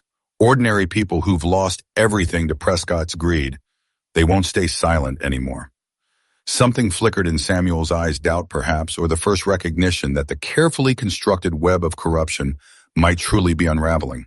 But it was quickly replaced by a cold resolve. Then they'll join you, he said, simply raising his revolver. Another tragic frontier shooting. So common these days. Mason tensed, prepared to fire, knowing that even if he fell, Eleanor might have a chance to escape in the confusion. But before either man could pull the trigger, a voice rang out from behind Samuel. That's far enough, deputy. Judge Monroe stood at the entrance to the plaza, a shotgun in his hands. Behind him were several men, citizens of Phoenix, roused from their beds by the commotion at the courthouse, now standing witness to this confrontation. Samuel turned slightly, keeping Mason in his peripheral vision while addressing the judge. This doesn't concern you, Your Honor. Official police business. Threatening witnesses under my protection is very much my concern, Monroe replied, his voice carrying clearly in the night air. As is the attempted breach of my courthouse by armed men without warrants or proper authority. Samuel's confidence visibly wavered as he registered the growing crowd of onlookers. What had begun as a simple elimination of witnesses was becoming a public spectacle, one that couldn't be easily explained away or covered up. Lower your weapon, Deputy, Monroe continued, his tone brooking no argument.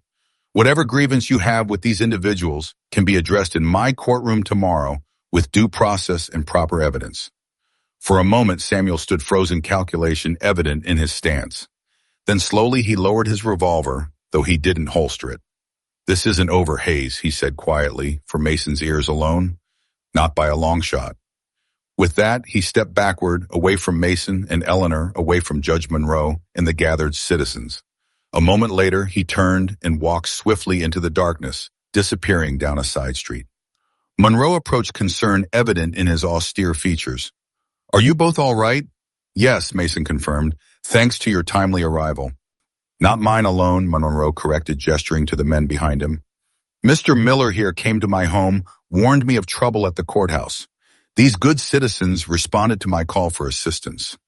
Josh Miller stepped forward, his serious young face set in determined lines. Couldn't let them stop you, he said simply. Not after everything you've risked to get here. Mason clasped the young man's hand, gratitude beyond words filling him. Your father would be proud, he said quietly. Miller nodded, emotion flickering briefly across his face before he mastered it. The hearing tomorrow, will it stop them, Prescott and the railroad? It will, Monroe assured him. These documents, combined with witness testimony, he glanced at Mason and Eleanor. It's more than enough to halt the Land Commission vote and launch a full investigation into Judge Prescott's activities. Relief washed through the gathered men, ordinary citizens who had suffered under Prescott's corruption, who had watched their neighbors lose land, livelihoods, even lives to his greed and ambition. What about Simmons? Eleanor asked, concern evident in her voice. He stayed behind to delay Samuel and his men. Monroe's expression darkened. We'll check on him immediately, and post guards at the courthouse for the remainder of the night. He turned to the gathered citizens. I need volunteers, men willing to stand watch until morning. Hands raised immediately without hesitation. These were not lawmen or soldiers, just ordinary people, farmers, shopkeepers, laborers. Yet they stepped forward without question, ready to defend justice when official channels had failed. It was Mason reflected a powerful testament to the resilience of community, to the inherent desire for fairness that resided in most people. Given the chance, given the truth, they would stand against corruption, even at personal risk. As Monroe organized the volunteers into watches, Mason found himself wondering if this not vengeance, not even justice in the strictest sense, might be the true legacy of Elizabeth's death. This moment of ordinary courage of community standing together against those who would exploit and destroy it. Eleanor moved to his side, her expression thoughtful as she observed the scene. "This is what she would have wanted," she said softly as if reading his thoughts. "Elizabeth, this moment of people reclaiming what was taken from them." Mason nodded, unable to speak past the sudden tightness in his throat. She was right, of course. Elizabeth had always believed in people's capacity for good, for courage, for standing together against injustice. It was why she'd become a nurse, why she'd begun investigating the suspicious patients at the hospital, why she'd risked everything to uncover the truth. In honoring that courage, that commitment, perhaps Mason had found a way to truly honor her memory, not through grief or isolation or even vengeance, but through continuing the work she'd begun, through living as she would have wanted him to live, with purpose, with connection, with hope. As dawn broke over Phoenix, casting golden light across the dusty streets and weathered buildings, Mason Hayes stood on the courthouse steps beside Eleanor Reed, watching as citizens gathered for the hearing that would expose Judge Prescott's corruption and begin the long process of healing the wounds it had inflicted. Samuel Walters was notably absent, having apparently fled in the night rather than face the consequences of his actions. Prescott himself had been summoned from Tucson, unaware of the evidence awaiting him, the witnesses prepared to testify against him. Justice would come, not perfectly perhaps, and certainly not completely. Some wounds could never be fully healed, some losses never truly compensated. But it would come nonetheless, bringing with it the possibility of a better future for the territory and its people. And for Mason Hayes, standing in the morning light with Eleanor Reed beside him, it brought something even more precious. The realization that life continued beyond loss, that purpose could be found again, that hearts believed broken beyond repair could in fact begin to mend. Not a replacement for what had been lost, but a new chapter, a continuation of the story rather than its end. As Judge Monroe called the hearing to order, Mason took Eleanor's hand, a silent acknowledgement of all they had endured together, all they had yet to face. Her fingers tightened around his warm and alive and present. "Ready," she whispered. Mason nodded, feeling the weight of the past 5 years lifting slightly, making room for something new to grow in its place. "Ready," he confirmed. Together they stepped forward into the courthouse, into the light, into whatever future awaited them beyond justice and vengeance and grief. Together they stepped forward into life. Epilogue. 6 months later, Mason Hayes stood on the porch of his ranch house watching the sunset paint the distant mountains in shades of gold and crimson. Elizabeth's garden bloomed beside the house, tended now with the care and attention it deserved. The south fence stood repaired, strong enough to withstand the spring floods when they came. Inside, lamps glowed warm against the gathering dusk, and the scent of cooking filled the air. No longer a fortress against the world, the ranch had become a home again, a place of life rather than merely existence. Mason's gaze drifted to the small writing desk, visible through the window, where a leather-bound journal lay open. He still wrote to Elizabeth, sometimes sharing thoughts and memories, keeping her presence alive in his heart. But the letters had changed, focusing now on life continuing, rather than life suspended on growth rather than grief. The sound of hoofbeats drew his attention to the road leading to the ranch. A single rider approached at an unhurried pace, silhouetted against the sunset. Mason smiled, recognizing the straight-backed posture, the confident way she sat in the saddle. Eleanor Reed had changed in the months since the Phoenix hearing. The physical wounds had healed completely, leaving only faint scars as reminders. The deeper wounds, the loss of her sister, the trauma of her captivity, would take longer, perhaps a lifetime. But like Mason, she had found a way to continue living while honoring what had been lost. The Tucson Star now featured her byline regularly, her articles exposing corruption and championing the causes of those without voice or power. Her investigation into the remaining operations of RKD had led to multiple arrests, though Raymond Dawson himself remained at large, presumably having fled the territory. Judge Prescott had not been so fortunate. The evidence presented at the Phoenix hearing, combined with testimony from those he had wronged, had resulted in his removal from the bench and subsequent criminal charges. The Railroad Land Commission vote had been postponed indefinitely, the proposed vote reconsidered in light of the illegal land seizures that had facilitated it. Justice had come imperfect, but real. And in its wake, life had continued changed, but unbroken. Eleanor dismounted at the hitching post, removing saddlebags that suggested she planned to stay more than a few hours this time. Her visits had become more frequent over the past months, each one slightly longer than the last, as if both she and Mason were gradually testing the waters of what might be possible between them. Not a replacement for what either had lost, but something new, something unexpected and precious in its own right. "You're early," Mason called as she approached the porch. "Dinner's not ready yet." Eleanor smiled, the expression transforming her serious face, bringing light to eyes that had seen too much darkness. "I brought dessert to make up for it," she replied, patting one of the saddlebags. "Mrs. Harding's apple pie. She sends her regards, by the way. Says the new irrigation system you designed for their farm is working wonders." Mason nodded, pleased. The Hardings had become friends in the months since Phoenix, their farmer, one of many beginning to recover from Prescott's predations. It was a small victory in the larger battle for justice, but a meaningful one nonetheless. As Eleanor climbed the porch steps, Mason noticed a newspaper tucked under her arm.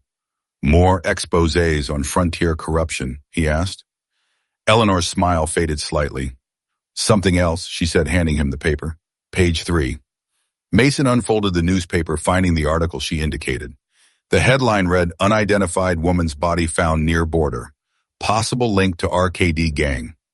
His gaze shot to Eleanor's face, understanding the significance immediately. "Margaret," Eleanor nodded, her expression a complex mixture of grief and relief. "The description matches, and they found this." She reached into her pocket, withdrawing a small silver locket. It was Margaret's, our mother's originally. Mason enfolded her hand in his, the locket, a small hard presence between their palms. "I'm sorry," he said simply. "I knew," Eleanor admitted quietly low. "In my heart, I think I always knew she was gone, but now—" She drew a deep breath. "Now I can mourn her properly. Give her a proper burial, a marker with her name. Move forward somehow." The echo of their conversation before the Phoenix hearing wasn't lost on Mason. She had known even then that this moment might come, had been preparing for it in her own way. "Will you go to identify her?" he asked. Eleanor nodded. "Tomorrow. It's a 2-day ride to the border." She hesitated, then added, "I was hoping you might come with me, if you can spare the time from the ranch."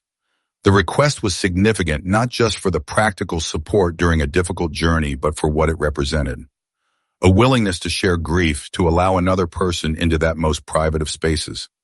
A trust that went beyond their shared pursuit of justice into something more personal, more intimate. "Of course," Mason said with a weird hesitation. "We'll leave at first light." Relief softened Eleanor's features. "Thank you." They stood together on the porch as darkness fell, the first stars appearing in the vast Arizona sky. Neither spoke for a time, content in the silence that had become comfortable between them. "I've been thinking," Eleanor said finally, "about what comes next, after the burial, after this chapter closes." Mason turned to her, curious. "And what have you decided?" "That I'm tired of just passing through," she replied, her gaze steady on his. "Tired of always being on the move, always chasing the next story, the next injustice. That perhaps it's time to put down roots somewhere." A small smile touched her lips. "Somewhere with a view of mountains that catch the light at sunset." The implication was clear. The invitation gentle but unmistakable.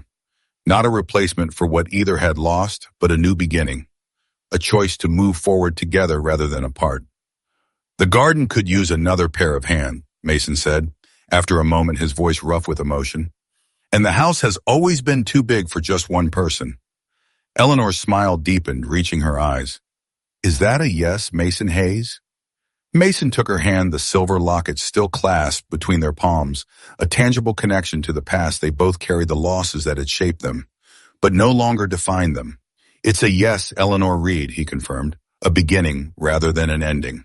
As they stood together in the gathering darkness, the ranch house glowing warm behind them, Mason thought of the letter he'd written to Elizabeth the night before. Words of gratitude for the love they'd shared, for the purpose she'd given him even in death. Words acknowledging that his heart, once thought permanently broken, had somehow found room to love again without diminishing what had come before. Not a replacement, a continuation, a life reclaimed from grief and guilt and isolation. As Eleanor leaned against him, her head resting on his shoulder, Mason Hayes felt something he'd thought lost forever: peace. Not the empty quietude of his years alone, but true peace, the knowledge that whatever came next, they would face it together. Some men don't die from bullets, he reflected, watching the stars emerge above the mountains Elizabeth had loved. They die from silence, from holding in things they should have shouted, from walking past what they should have faced. But some men, against all odds, find their way back to life, find their voice again, their courage, their capacity for connection and hope and love. Some men like Mason Hayes find their way home.